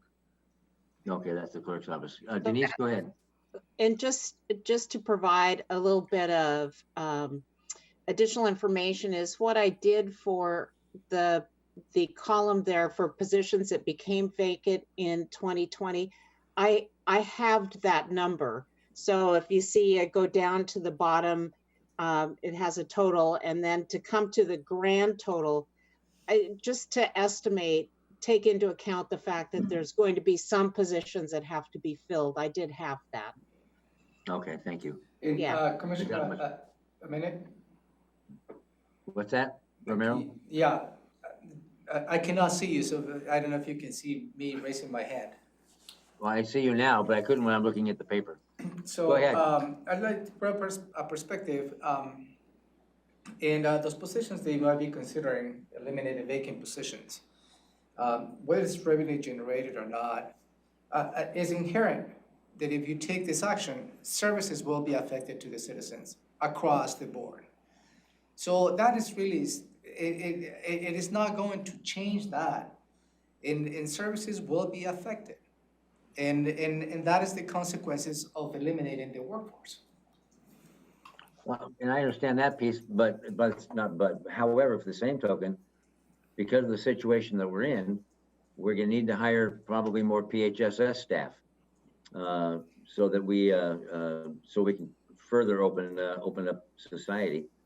And so, yes, everything is all equal from that perspective, and services will be impacted across the board. But we still have to kind of a shift to the health, and we're maintaining safety. I just want to make sure that if businesses are trying to open up again, or people want to build a home, that we're not severely reducing their opportunity to do so. So that's where I'm looking at. So Okay, that's exactly where I'm coming from, to get those bureaucratic roadblocks out of the way for those citizens that do want to build a home. And as far as the health department adding people, I don't know what you want to call them, but we've got that CARES Act funding of $15 million. As long as we didn't have it budgeted for those positions prior to March, I don't know, 22nd or whenever that was enacted, we can hire those. Now, that funding is gonna run out eventually. We might have to, but it's to get us going and opened up. So those funding positions aren't gonna be permanent forever anyway. Right, okay, Yeah, I got my and- questions answered. Yeah, and I have that specific item up for your discussion Tuesday morning. Okay, thank you. So as you consider this option, you know, and I guess that I'm just trying to throw out information for you to consider. I'm not trying to influence your decision in either direction.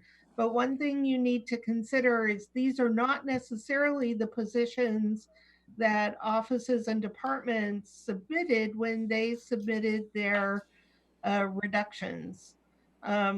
We've not had the time to be able to see how they align. We know that some offices proposed vacancy savings. Some offices proposed eliminating positions. Some offices proposed reallocation of cost. So this would not necessarily align with what was proposed by the offices and departments. And as to whether or not these are fair or across the board, when you look at these general fund positions, some offices and departments have many positions on this list and some have none. So it is just a luck of the draw as to when the position was vacant. So those are just a couple of things to keep in mind. So as we go with thumbs up or down, Commissioner Mansur, do you have anything to add? Yes, I'm not really understanding some aspects. So the three orange are what? Corrections? Those are very simply, you've had this list before. We've given you a vacancy list before. We wanted to note on the general fund what changed since the last time you looked at the list. These three correction deputy positions were not vacant when you looked at the list the last time. These are newly vacant positions. And then the items are green are positions that were filled since you've looked at the list last. But I thought you described earlier that every single filled position had to go through the county manager, and we've had a freeze in place. So how could those Not elected green offices. positions be filled? You have not implemented a freeze, and you have there is no freeze on the elected official offices. So Oh, you're talking Commissioner Menzer, the ones that I approve are all those positions only on the appointed directors, on the departments, not the elected offices. Okay, and the 7 here is, let's see, court. I don't know about recording specialist. Is that auditor or clerk? The recording specialist was the auditor's office. Home Department 2 is the auditor's office. 3 is the commissioner's office. That's your senior management analyst. 6 is the Superior Court. Yep, Superior Court. 7 is, I'm looking, juvenile court. District. Oh, thank you. District Court is 7. 8 is juvenile court. 9 is the prosecutor. 10 is the sheriff's law enforcement. 11 is corrections. 22 is human services. I'm sorry. What are these numbers you're reading? I'm trying to find them too. Department list. Unfortunately, when we get extracts out of the system, it doesn't have the department name. So you've got a column about the middle of the page. That's Home Department.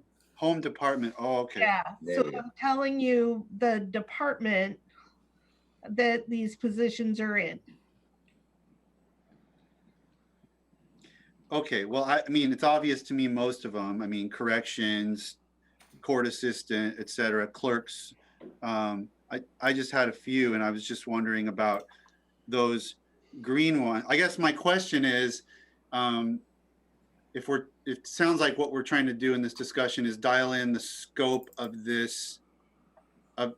I think all commissioners agree to do some variant of this, but we have questions about the scope. And I'm wondering, these green positions, to the fact that they were filled, are we saying that they're just they slipped under the limbo bar? Too bad.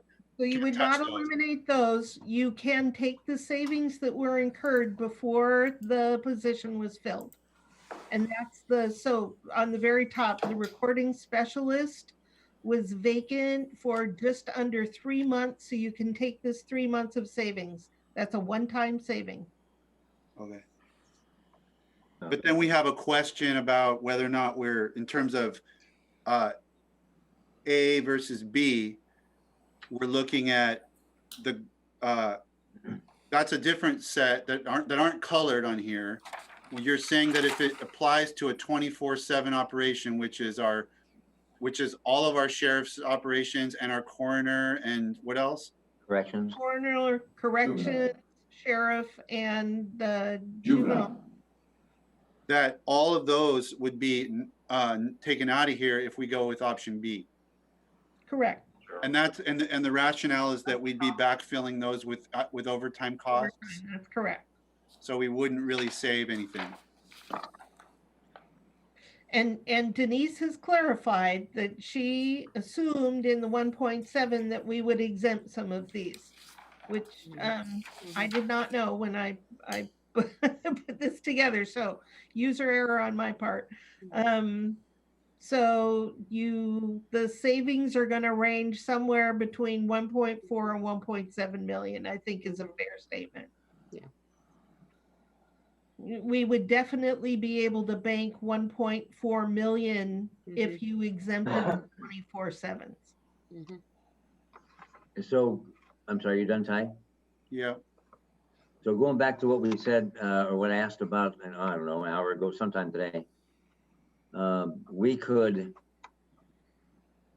just choose not to fill these and sweep those funds or savings for the remaining portion of the year, rather than eliminate them. You could do that, yes, and then we would need for you to put some, to be able to actually take the savings, you'd need to put some type of firm parameters around the ability to fill the positions. In their appropriations, yearly appropriations have to be reduced accordingly. Right. So it will have to be a budget reduction for those offices that have those vacant positions. So it goes back to the conversation whether you like to implement a policy to have unfunded positions. Yeah, okay. What merits discussion, but we have to decide on that. All right, so you want, So what else would you like to know before you're ready to take a vote on eliminating vacant positions? well, that's where I'm in conflict. I want to, rather than just say thumbs up or down to eliminating, because then they're gone, of just not filling them, leaving them vacant, sweeping that money, that savings. What is the consideration there, Robin, between, it sounds like we all want to make sure the money is swept and is clearly realized. Sounds like we have two pathways: eliminate the position, or don't eliminate the position and create the policy change and take, and sweep the money. What would be our pros and cons as to doing one versus the other?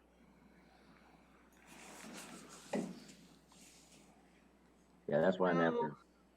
So if you had unfunded positions, again, we would want to make some policies about when one might consider filling an unfunded position and the required savings that go along with that. Because a year ago, the board approved a few unfunded positions and found itself in the position of having to add budget authority, even though the entity that had the unfunded positions had promised savings to be able to pay for them. The board then needed to add money to the budget because they didn't achieve the savings. That's the downside of having these positions still exist on the books. Unless you give very clear policy direction that they cannot be filled. And if you can't fill a position, why have it? It is easy to reestablish positions. And as you add money to the budget in the future, you may want to make different decisions about where you add money than you made on where you took money. So part of the letter that we sent out on the budget reductions was be prepared to not ever get this back. If you're going to put it on the table, be prepared. This isn't a temporary thing. Again, these are not necessarily the positions that were put up in the reduction. we are not able to align those at this moment, but the downside of leaving them on the books is someone could fill them and you won't get these savings. Are we only talking right now about the page one general fund positions? Where are we talking about the next 2 pages of other fund positions? You can certainly also talk about all of them, and I would encourage you, we have not had the time to go through the non-general fund and figure out if any of those have been filled. It's just one of the things we haven't had time to do, so we can, if the board were to choose to eliminate all current vacancies, then we would figure out which of these were filled and take them off the list. But you can certainly take an action on all of them. And just to be clear, option 1B says eliminate vacant positions. Is this list minus the 2 sheriff deputies and 2 corrections officers? Minus the 24/7 services. Minus 24/7. 5 correction positions, 2 sheriff deputies. It would also exempt the juvenile detention supervisor. Okay. And I don't see any openings at the coroner's office. Those are the ones that are not, well, the juvenile detention, that's not highlighted. So 1B is this list minus the 24/7. Right, we did not highlight the 24/7 positions, but yes, that one. Sure, we're not eliminating Completely. sheriff deputies that aren't lit, or corrections deputies that are they're not highlighted. I just want to make sure we're not eliminating those. We would not. Okay. And juvie, okay. So the question is, again, as Ty said, I'm trying to get to, was that the question is eliminate them and sweep it, or unfill them, leave them vacant and sweep it. Unfund them. Unfund them. So we get the savings anyway. So it's eliminate them, erase them, or not. Commissioner Edwards. There's less bookkeeping if we just go ahead and eliminate them. And I'm in favor of the 1.4 Okay. monetary amount. And Commissioner Menser, did you get your answer question regarding eliminate versus unfund?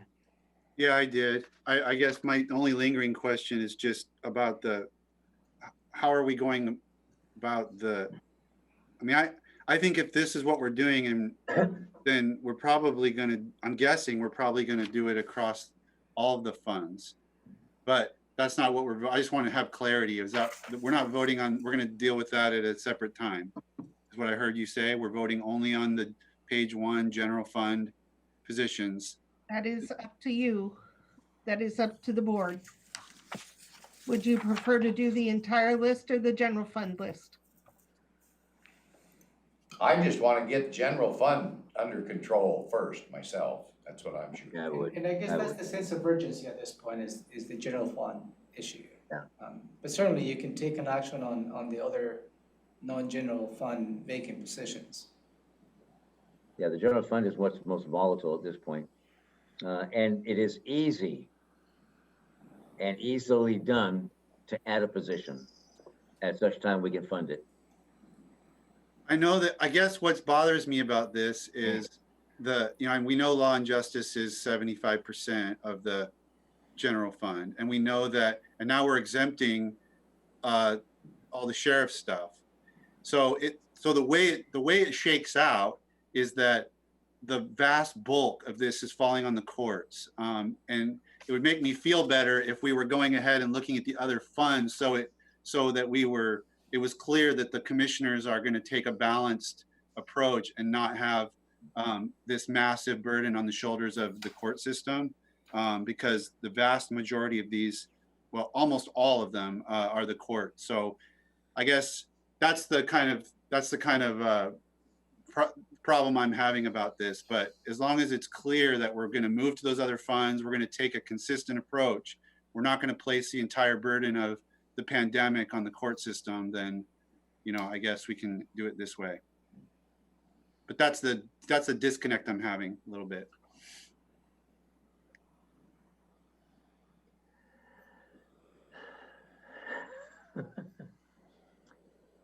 Anything you can offer to move us ahead? Commissioner, I'm sorry, I think that you need to, Okay. that's a concern that needs to be addressed amongst yourselves. Well, I appreciate, Ty, what you're saying about looking at all these in totality, but I'm really concerned with the general fund and getting that kind of sorted out and squared away. And if it is easily done to add a position, I'm leaning towards eliminating them. That's where I'm at. I wanna eliminate them right now, and I don't know how this is gonna pencil out in the future, but I think eventually, I mean, just think of doing, jury trials, for an example, and doing it remotely somehow. If that's gonna take extra folks to make that happen, I don't see why we won't be able to come back and put that back on that CARES Act portion of it. I don't know if that's doable or not, but right now, my thing is to protect the combat officers that we've designated. And that's why I wanna go for the 1.4. I know you're thinking that we're still covering that on the 1.7, but I wanna make sure we get that done and not have to look for another 300,000 later. We understand. Okay. Okay. So a thumbs up or down on eliminating the vacant positions, and that would be option 1B. Yeah, I'm actually going the other way, I think, on mine. I'm a 3B, but. But it's the Same same, thing. it's the same Same item, thing. it's the same Yeah. item. Option 1B, right. B So, for, Commissioner, eliminating. as opposed to having a conversation about option 1B or not, please state the fact that you were willing to eliminate vacant positions in the general fund, excluded the 24/7. That's what I'm in favor of. I got thumbs up. Yeah, okay, Was that unanimous? yeah. Yes. Okay. all right. So focusing on the general fund for now, we are, let's see.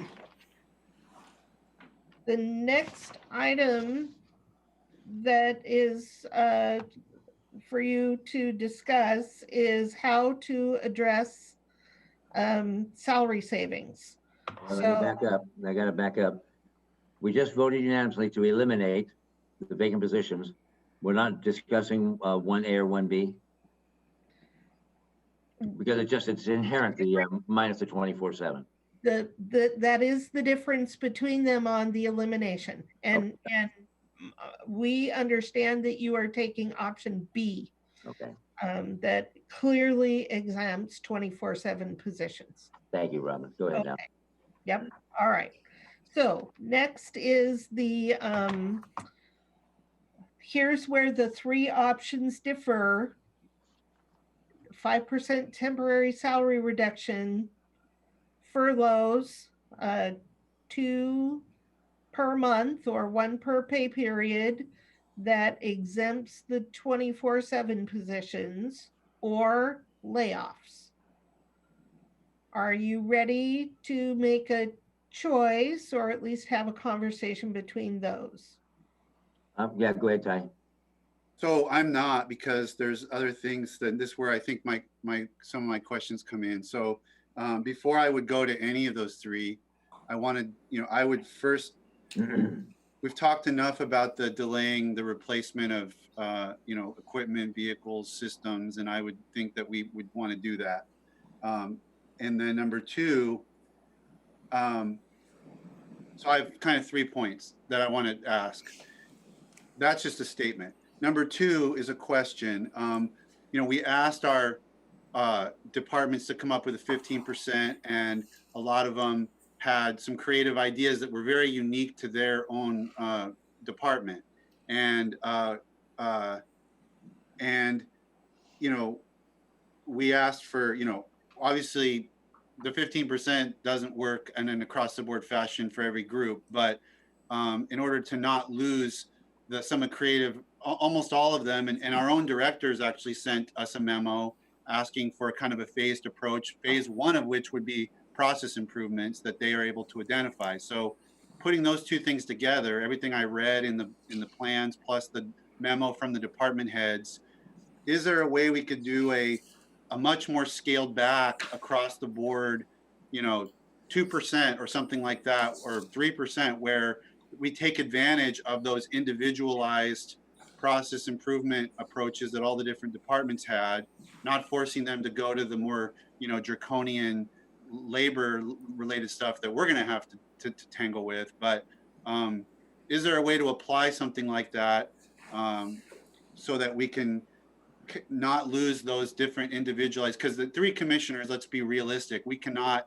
go into every department and line by line vote on all their different ideas. It's kind of needs to be trying to find a balance there between an unfair across the board approach, but versus a more fair and targeted one that allows them to take advantage of their own knowledge of their own business models. That's my thought of how not to lose that. And then the third question I have is, again, these were questions that as I went through every department's plan, I was jotting things down, and we got emails and memos, various forms. I put it all in a packet and went through it all.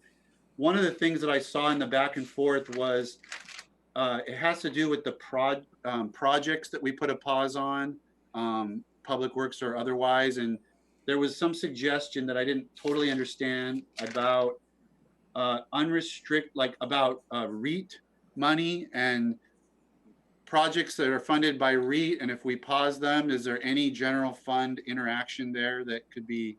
There was something I didn't quite get in the back and forth, and I wanted clarity on that. Okay, so those are a lot of things. You certainly could, as a board, go through and assess line by line in each office and department. That's what we do when we set the biennial budget. So that is an option available to you. We could go one by one and say, take this, don't take this. As for the rest, I'd be happy to answer questions about any particular option that an office or department is recommended. I think that gets us into the list where you do have to look at each item and see what they've asked about. I just did a quick and dirty calculation. You have now at this point agreed to 2.6 million in savings from the general fund, leaving another 2.4 million to be found. Robin, boy. while you're thinking, can I comment on something here with my commissioners? I'm sorry. You were kind of taking a break there. I want to get a word in edgewise while you're taking a break. Yeah, please do. Is that okay, Hutch? Yeah, no, the stream's been broken. Go ahead. Yeah, okay. Okay, we've got authority, apparently the commissioner's office, over about $220 million. That's our portion of county government, apparently. Yes. I would like to see what portion of that 220, and that's roughly an estimate, by the way, but roughly what portion of that 220 is current expense dollars or general fund dollars? And then I would like to explore, before we take and try to take more away from any of the elected offices, I would like to see what we could eliminate from our own authority prior to going to those other elected offices. And the reason I say that, most of them have been squeezed down to where they can almost not function adequately. And I would certainly like to review what our authority is and see if there isn't something there that we could reduce, so we're not looking for that 2.5 or whatever you mentioned. Maybe we can cut $1.5 million out, so we only have to find $1 million, or maybe we can cut it all out of our portion of that 220 million that is current expense. So give me just a few minutes and I will have that answer for you, but it'll take me a couple of minutes. We'll take a break, I guess. Are we having lunch here? If you would take a 10-minute break, I'd have an answer when you get back. All right, we'll take a 10-minute break. We're back at 11:40. Thank you. Do you see where I'm going with this?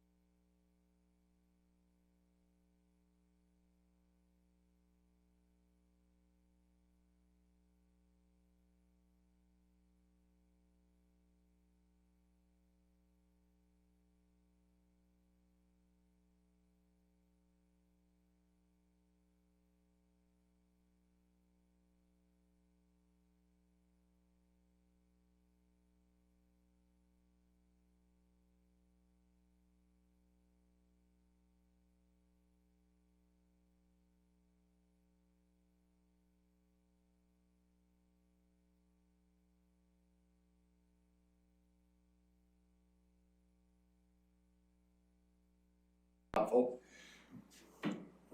then we'll Okay. make the 15% of budget cut. You're live, Commissioner. We're waiting for Robin. Sorry, you're still live. Are we live? Yeah, We are live. But Robin, welcome back. just give me a minute. Just watch us relax. It's still May 22nd, and we just took a quick break and waiting for, ta-da. I just sent a document to the printer. But, and she's still got a minute. Couldn't we hear from our county manager for a minute here before Robin gets done? Please, yeah, Romero, go ahead, sir. You have the floor. So as a point of clarification, before you went into a break, you start having the conversations on the next options that you have before you. And that is the difference between option 1, 2, and 3 related to 5% temporary salary reductions, furloughs for positions that are not mandatory, excluding the 24/7. And number 3 is a layoff option. And I like to Is now provide joining the conference. I'd like to provide a perspective in terms of the difference related to the bargaining unit contracts. As I expressed at the beginning of this meeting, if you consider it to be a temporary salary reduction, whatever percentage the board decides to do, that's outside of the existing contract, and what it puts in the position is to have to renegotiate and open the existing contracts where they have with every single bargaining unit. So, and that is the timeline that you have, and Commissioner Edwards explained, you know, at least his frustrations as to how long it will take, but that's the process that we have in place. Because you don't have those options, because you committed to a certain salary on those contracts. So open those contracts up to renegotiate the salary options. It's gonna take time, but certainly that is one of your options. Furloughs and layoffs are prescriptive on each of those contracts. And there's a fundamental difference because then staff will have to get into bargaining the impacts of layoffs and bargaining the impacts of layoffs. On those two options, you do not open the contracts that we have with the bargaining units. You said layoffs and layoffs. Did you mean layoffs and furloughs? Yeah, layoffs and furloughs, both options that you have. Then it will be, staff will go through the process of bargaining the impacts from each of those bargaining. So it's fundamentally different between the options of salary reductions, furloughs, and layoffs. All right, and Robin, you said before the break also, we've shaved off about 2 point something, and we still have 2.5 to go, or 2.4 million to go. That's right. And is the assumption then, that what does that keep our funding and the fund balance at? What kind of a level? 10 So million? that is assumed, yes, that takes you close to 10 million. That is assumed a 9% reduction in sales tax and a Great Recession comparable reduction in property tax collections. Those are the only two revenue streams that we assumed would be hit in that model. And I would have to bring it up to say exactly where that puts us. But just given those two assumptions, 9% loss of sales tax and the reduction in property tax, again, that is, you know, the best thing we had was to compare it to the Great Recession. That tries to get us, you know, and I'm going to say this again. We're asking you to make decisions now that will buy you time to determine, at least get a better understanding of exactly what this downturn is going to look like. And you can make decisions based on some better information about the next 2 years. So we're trying to balance this year. Okay, and before we get back into the meat of this, I want to ask my seatmates what their appetite is in reducing the ending fund balance by $1 million, 5 million, whatever, and get below that 10, just if that's any kind of a saving grace for us down the road. I have a comment on that. Certainly, go ahead. I guess I'd like to see, before we make that decision, I'd like to see if we're inclined to make a, either layoffs or furloughs as the preferred method to get us closer to our target of 5 million. Well, a furlough would get us closer to the target. Well, no, layoffs or furlough, either one of them would, but I'd like to hear from Ty about that. Go ahead, Ty. Just to answer Commissioner Edwards' question, so yeah, I mean, I'm willing to look at those things, but if you look on a kind of a predicate for me is if you look on our strategy worksheet that I've been working from since the beginning that Robin had passed out. I don't know if it's in front of you guys, but on page 2, we were going line by line. We got to the end of page 1 and we sort of ran out of time. On page 2, number 18, 19, 20, 21, and 22. 18 is kind of a percentage across the board cut. 19 is a training. 20 is the ER&R rates. 21 is landscaping, and 22 is travel restriction. If you did a 2% cut, across the board cut, and implemented those 5 options, that's over $1.6 million, and that would get us to like 800,000 left to our target. So I'd like to see all or most of those items implemented before I would like to shift my thinking to the more direct labor, furloughing and salary cutting. I And then I hate would- it. And then at that point, I'd be comfortable talking about how to bridge that last. It would be less than $1 million. So I regret having to ask you this, Ty, but would you explain that again, and where you're referring to? Yeah, so we got it in 2 different forms. It's called Thurston County Budget Fund, General Fund Budget Reduction Concepts. It's kind of a long sheet. It had a blue stripe at the top. Okay. I can't do it with a virtual background. There we go. Kind of looks like that. We got down to like 16 or 19 or something, and then we didn't go to the back page, right? Exactly. We'd basically gone through the whole first page, which is Commissioner staff Hutchins, do related. you have that? I have it all here. I just Okay. didn't know exactly where it's referring to. And I'm referring to page 2, where it says other expenses at the top. Mhm. You're talking about cut back on landscaping, it's number 20? That's number 21 on my list. Oh gosh, don't tell me we've got mixed up sheets now. It's 20 on Yeah. mine. Yes, 20. So Commissioner Edwards, you've got the first version and I've got both versions. So yeah, there was landscaping on your version. It's landscaping 20, travel 21. Okay, any chance that we could all have the same piece of Yeah, paper that to would be look helpful. at here? What would that take? Do we It's- have a updated, and I'm just going to look, I think we've got a copy that has updated numbers that Denise sent me last night that I can certainly print out. Well, I and- didn't get it yet. I'd like to be on the same piece of paper. I want my 21 to be the same thing Ty's dealing with at 21. And Commissioner Edwards, I know which one you've got. On yours, it would be numbers 17 through 21 that I'm talking about. On the first version.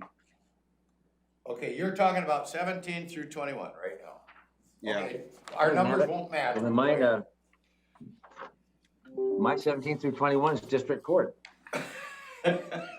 You've got the wrong one too, apparently. I think you're looking at different sheet, Commissioner Hutchins. I must be aiming to get my other stuff here. My other big long one.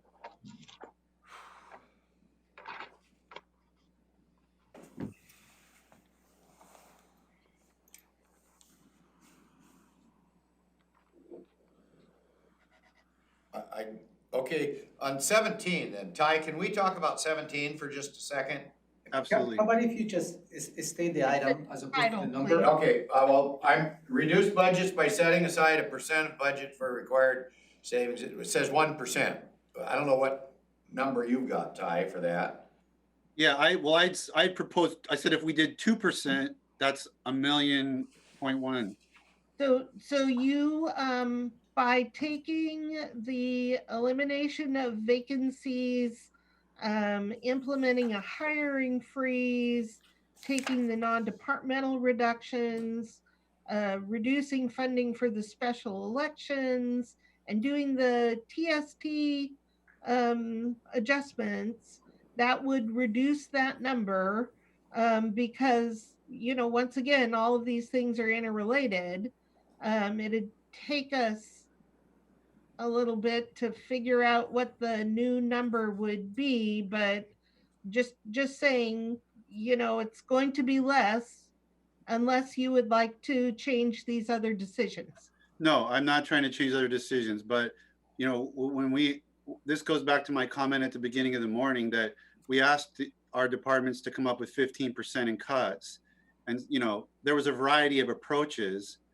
Some of them just said, well, vacancy savings, that's what I got. Or I can't cut anything, but I would say 75 or 80% of them had at least some small percentage of process improvement situation that not 15% worth, but maybe 1% worth, maybe 2% worth that we would want to capture, I would think, before we start furloughing people, cutting people's pay, and laying people off. So that's what I'm just trying to find a kind of even-handed way to address all of that work that our different departments did in order to incorporate that into our overall scheme. So my initial thought, and just for discussion, is why not ask for a 2% across the board cut? Okay, so maybe it's not 544 per percent, maybe it's 470 per percent because we already did a few other things. But still, that's like $1 million chunk potentially out of the 2.4 that's left to go, without having to deal with union contracts and furloughs and layoffs. Maybe that means we have to lay off 15 people, not 30. That's huge. If you apply that to every office and department, then yes, you could get there. The 2% right across. Every office and department. And I have printed out, I've not left my desk and gone to the printer, but at the printer is the list of general fund by every office and department. What was the amount? Do you recall? I mean, just roughly what was it? The, Out of the 200 and some million. Yeah, hold on. One, because where the heck is it? Because I now have a lot of things up on my screen. So general fund budget is $108.8 million. Of that, 14.9 million, rounding up, is in offices and departments that report to the commissioners. And Okay. that is 14% of the general fund budget. And that includes, and I'm gonna try to share this screen because that will help.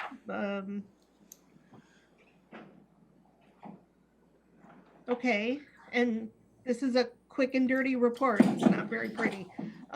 But you have the commissioner's office is 2.4 million. Yeah. The emergency services is 1.7 million. Okay. Human resources is 2 million. Non-departmental is 5.6. Your planning, this is now called community planning or long-range planning, 2.5 million. And the WSU extension, which is 508,000, makes up $14,867,927 out of the general fund budget, or 14%. Law and justice is 80 point, rounding up again, 80.7 million or 74% of this budget. And then you also have, and I didn't calculate the percentage for this, but Hey, Robin, just for everybody's, knowledge on that, why don't you just real quickly explain what the law and justice budget, you said 74 million. And that covers 74. courts, coroner, sheriff, jail, what else? Yeah, just going down the list, the clerk, the coroner, district court, juvenile court, scrolling down, pretrial services, the prosecuting attorney, public defense, the sheriff, law enforcement, sheriff corrections, superior court. Those are all included in law and justice. 80.7 million.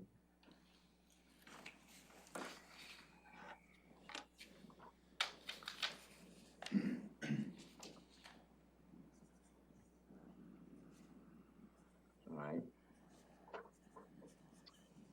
Just one last thing on, I'm not sure if we're onto a different topic, but one last thing about my pitch about the some small across the board cut is just that so many strategies that we have at our disposal cannot apply to every department in the same way, whether because it's 24/7 or it's too small or whatever. So just having some small strategy that is basically allowing each of our county employees to contribute and you know, to what we're all facing, I think is a positive thing.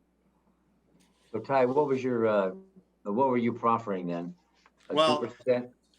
Commissioner Edwards asked, he asked both of us if we would be willing to start looking at furloughs and layoffs and salary reduction. My answer, this is a long-winded answer to the question. I'm not willing to do those things unless we're doing these other things first and cutting and winnowing down the necessity for our employees and our labor to bear the burden of this. So we have other strategies on our spreadsheet that we didn't really even discuss. As I said, I haven't heard any credible argument as to why we shouldn't. We could take advantage of the hard work done by the departments to look at process improvements. That's responsive to the memo we got from our department directors that they'd like to do that first. And whether that's 1% or 2% or 3%, I don't know what the right number is, but I would like to see some aspect of that incorporated before I personally would be comfortable cutting salaries or furloughing people or cutting or making layoffs. Yeah, and I as well would like, I'll go along with you on that. I think that's smart. And I look at that from the perspective of the last thing I want to do is negatively impact our department, our employees, as I said before. But so I'm open to anything and everything and eliminating the worst case scenario. But I don't want, what I want to avoid is making a decision that might feel good at the moment, but doesn't get us down the road and solve our problem. I don't want to take a tissue and apply that to a sucking chest wound. So if we have major bleeding, every little bit helps. I appreciate that. But if that 2% really gets us further ahead and forestalls some other negative impact or decisions we need to make or negative impacts human beings, I'm all for that too. I just have to see if that's going to be a real viable option. And on number 19 on my list, it's got, talks about ER&R rates, kind of stretching those out. And that ends up saving, 300,000 or something. I mean, that's pretty substantial and probably a doable. I'd like to hear more about that. Which one? Well, on mine, it's 19 and I don't know what it is on you. You have it in front Tell of the you, up title. on the screen. Robin, I can read it. It says reduce departments ER&R rates in 2020, increasing them over a 4-year span. So it's this one. Yeah, that's it. Right. And so it is a temporary savings and we can, again, we need to do that, but then you would need to increase beginning in 2021 is part of the assumption. You have sufficient funding in the ER&R fund. Um, it's certainly doable. Commissioner Menzer, weren't you thinking that this is one of the listed items that you want to look at first, right? Yep, Before we- I So, want to, and I you want to do this one. Yeah, You okay. could not reduce general fund only. You would have to reduce payments into the fund across the board. So Denise, my question for you is the 314,000 general fund or all funds? Okay, this is one I didn't do. Let me see if I can figure it out. Thank you. 18 through 22 are the five that I'm looking at, that I'd like to see us decide before we get to the more. So Commissioner, since we're dealing with documents that have different numbers, it would be helpful if you would say what the titles are again. Well, you've shared screen, so I'm looking at yours now for everybody to be on the same page, 18 through 22. All right, I'm gonna highlight them so we can through 22.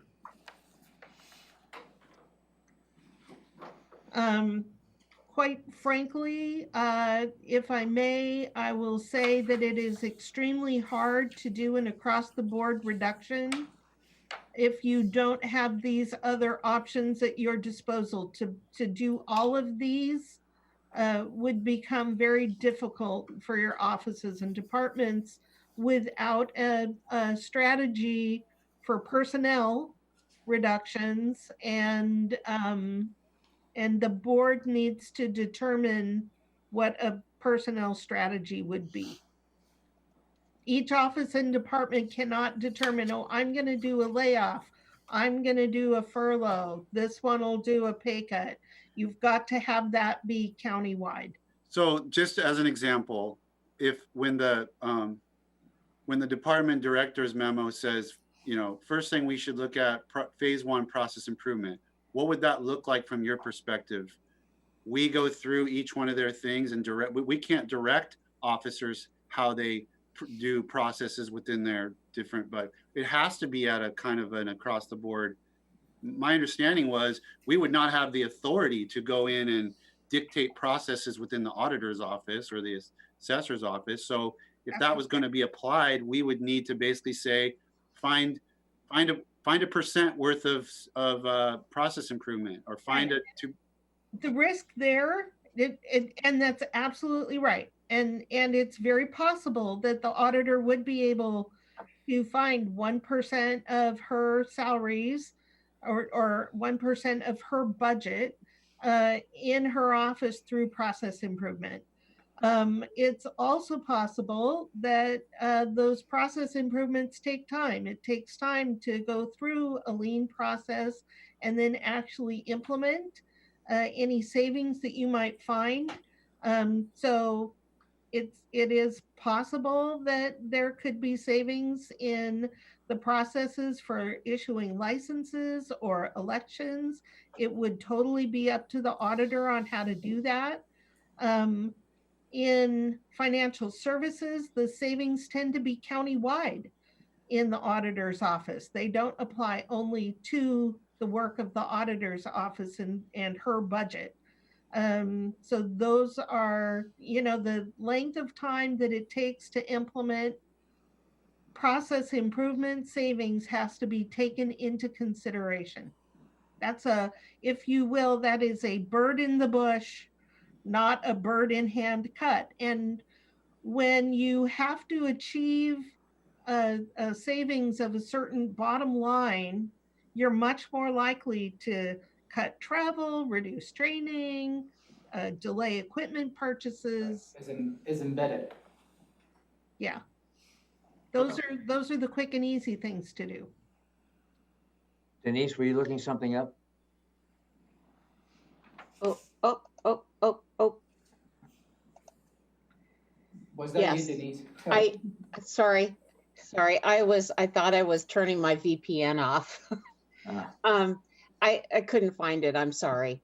Okay. So we're kind of like at the end of a thought, aren't we, right now? And lunch has arrived. Is this a good time to take a break, Robin? For lunch? To you. Okay. Let's take a break. We'll digest what we just heard and we'll digest lunch. And one final comment from Ty. One final comment, just to wrap this point up. From my perspective, I understand all the complexities Robin is explaining, which is why I would never ask to do this with a 15% across the board cut. But I can't imagine that that's why I'm saying 1% or 2% or 0.5%. I mean, I can't imagine that some slice of this couldn't be accomplished in this way to capture those types of savings that are going to vary so significantly from group to group. That's why I would only propose asking for a minimal amount, not anywhere near what the exercise that we had the groups do. But that's just my final comment. Possible. Okay. I'm not saying it's not possible. So doing rounded numbers, it's 12, just over 05, 12:05. We'll be back at 12:40. We'll take a 40-minute lunch break. 15, 20, 12:45, we'll be back. Second session. Thank you. Can you tell everybody that? Yeah, we'll turn off the live stream, we'll back up. We'll turn off the live stream and we'll initiate a new one when we return from break. That was muted. That we're